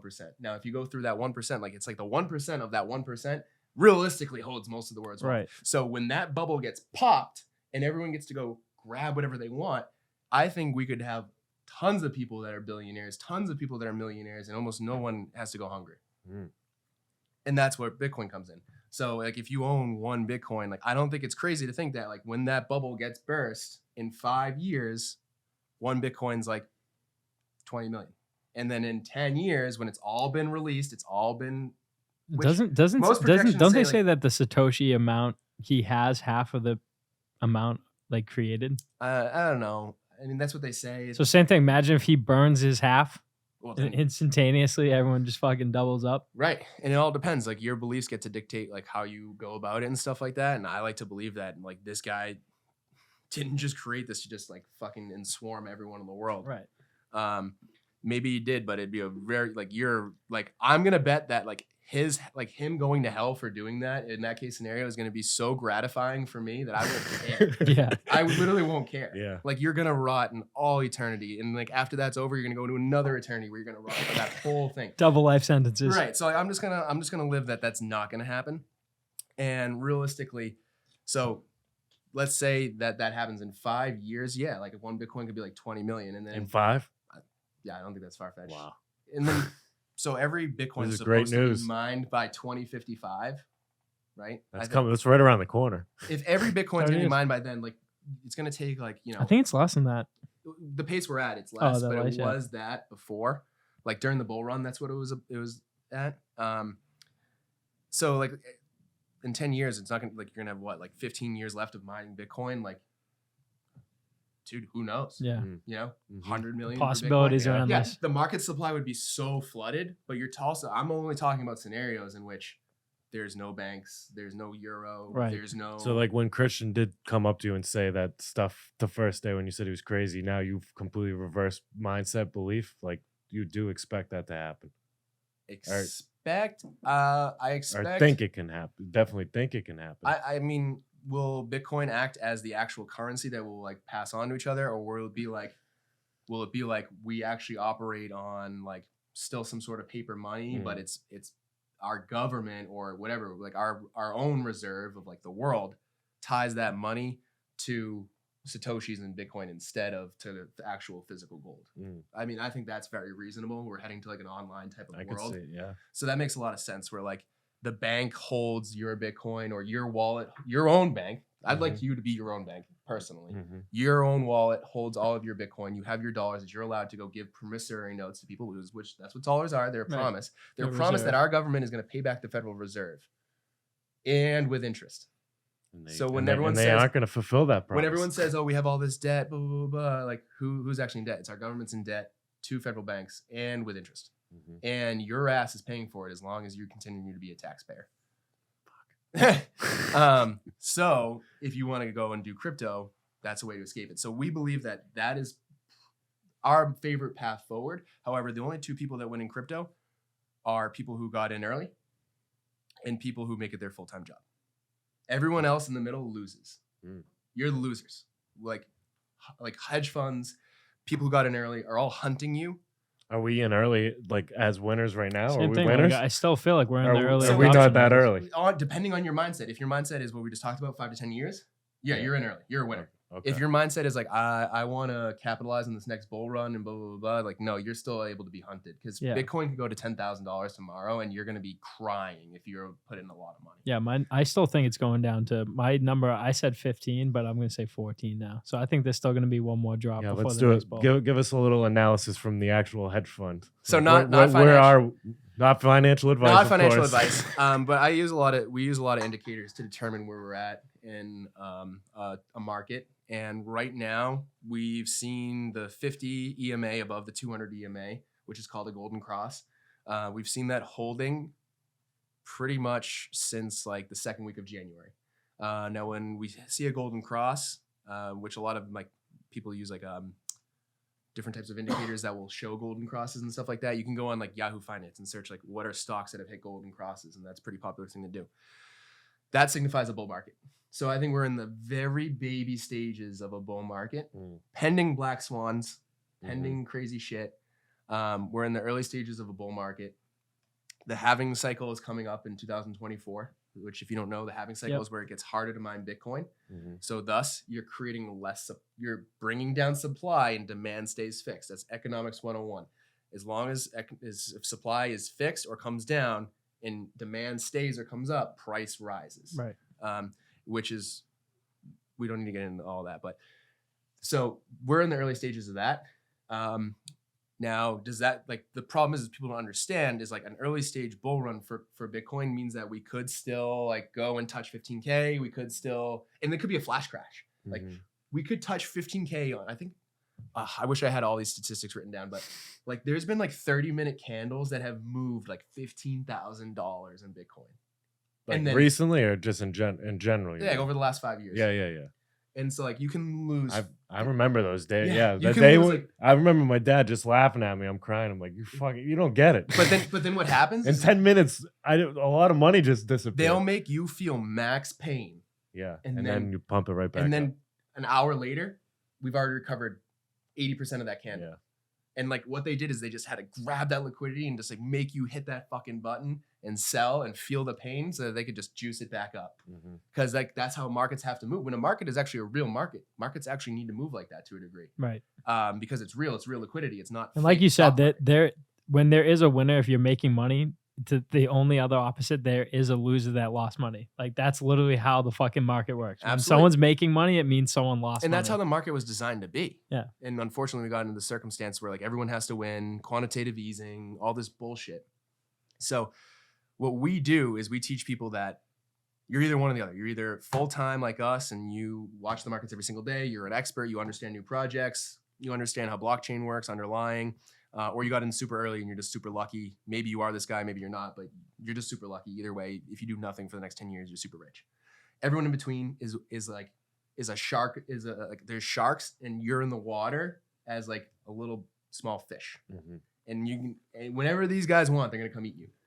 So that's where we come in, is we act as like your lifeboat to navigate those waters for you. So that way you can get in without getting attacked by a shark. Now you're gonna have to pay, whether it's myself or another fund, like you pay those funds, and there's different funds for different palettes.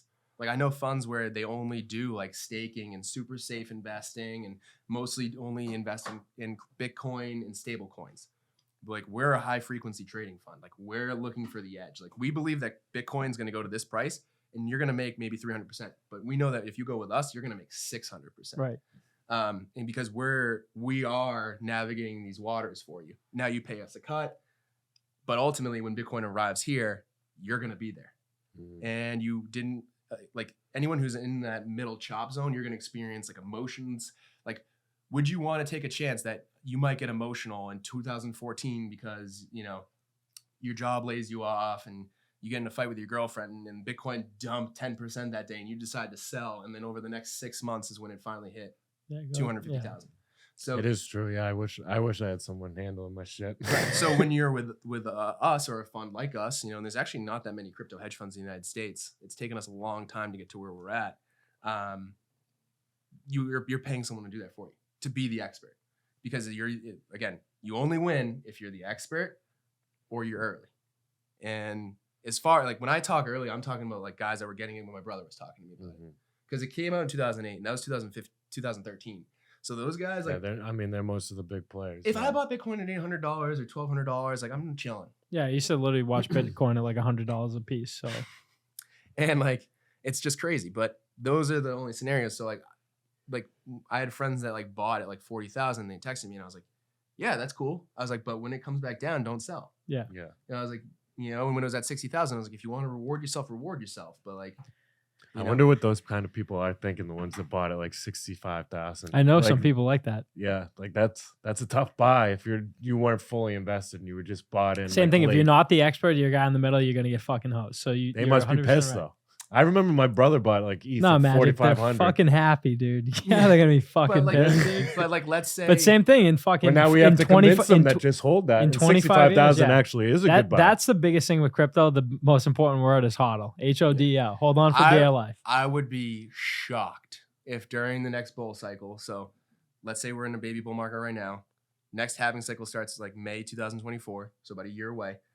If 2 years from then, so May 2026, if we haven't retested $65,000, I will be shocked. Oh no, Yeah. I think it's way past that point. I Right. think at least 100. But I'm saying like, because I like, this is how I like to invest for other people and myself, is like, I like to be ultra conservative and know that those great things are out there and I can be prepared and do those, but I want to be ultra conservative. So I will be like, it would, in my conservative views, I will be shocked if we don't retest 65,000 by then. Just by the way markets work, we need to retest those levels, because if we are going to hit something like it 2,000, needs to hit that price point. it actually does need to hit that, because we need the liquidity of some more of the whales that are up here, like getting crushed to bring it all the way down here. Right.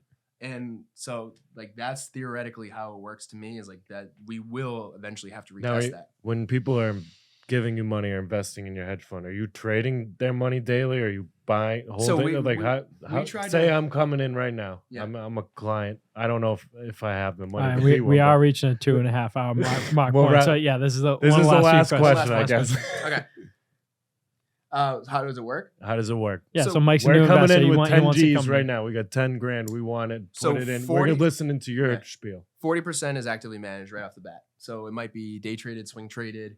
We might decide that like the market looks so good, we're just going to hold it put for a few months. But that's 40% is actively managed. Eyes are on it every single day.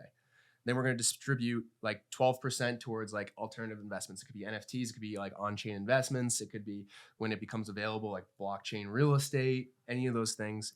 Then we're going to put like 20% into a derivatives account, which is like trading like Bitcoin options, Ethereum options, maximizing the overall, like I said, we want to make sure that Right. you get 600% Yeah, when not just Bitcoin the goes three. up 300%. Exactly. And I then like this. and then the rest is in a more conservative lending and cash protocol. So we might have some sitting in gold, like gold traded accounts. We might have some sitting in stable coins, like making like 3 to 5% APR. And then we might have some lended. So like right now we actually are lending some Solana, because I think Solana is at a good price, not financial advice, but I have analyzed the market and I think Solana is at a fair value. So we own a certain amount of Solana and then we lend it out to other exchanges Mhm. and make.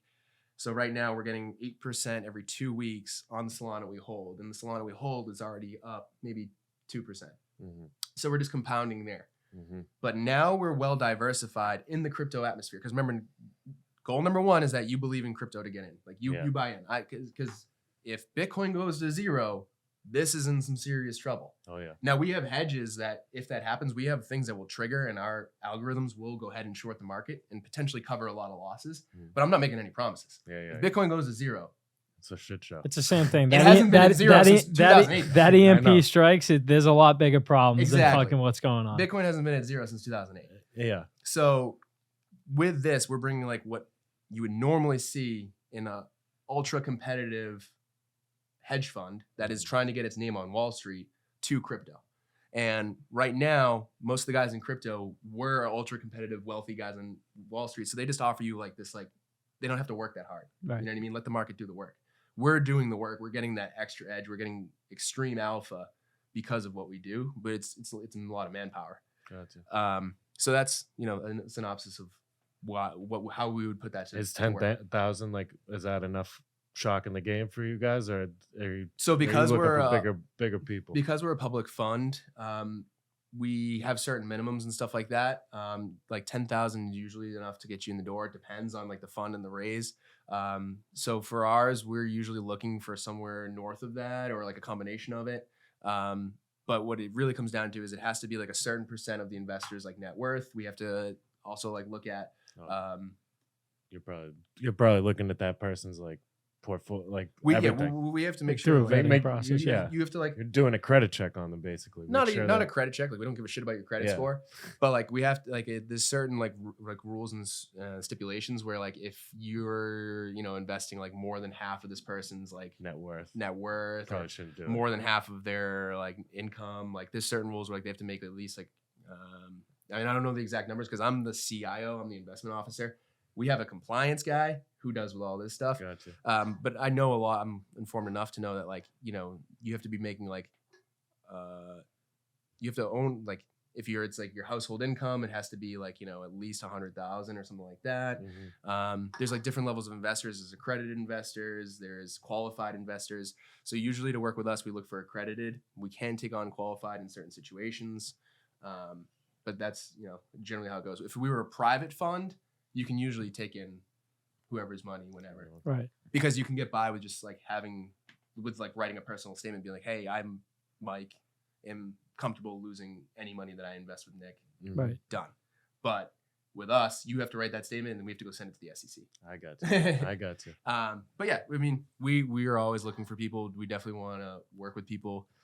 So if someone is looking to get involved with you guys, where can they find you? You can go to megacap.fund and inquiry with our website. You can also check out my podcast. I have all my details on there. And name of the podcast again? Root is Rocket Cast. Root is Rocket Cast. I've listened to Where can they find that? You It's guys are on Spotify, YouTube. Spotify. You guys do Apple video yet? Podcasts. I was doing YouTube for a while, and like I was kind of talking about when I came in here with you guys. Like I just got sick of editing and posting. You might be coming here. I mean, with AI nowadays, we've been talking about it. Fucking True. checking out the new options for I'll hop on quick more edits. podcasts with you. This was good. Yeah, so I mean, This we might be the can longest literally go podcast we've forever. ever If done. I didn't give you guys that time reminder, we probably would have gone at least another I hour. got- I've been like yawning over here. But The bar, I'm gonna be at the Hey, bar in an hour. yeah, we'll definitely have to do a part 2. And then, like I said, so Wicked Fitness, check them out. Yep.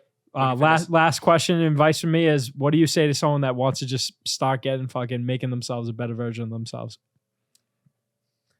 You said so much of it, Yeah. but give us a quick one. The quick one is like find your why. So like for me, my why is, like I said, to do no harm, to be a good neighbor, to be a good brother, son, and ultimately, like for me, it's serving God. So serving something bigger than yourself. I think the best way for you to become better tomorrow, instantly right now, like if we talked about how we can burn the old book and start writing a new book right now, start living for something bigger than you.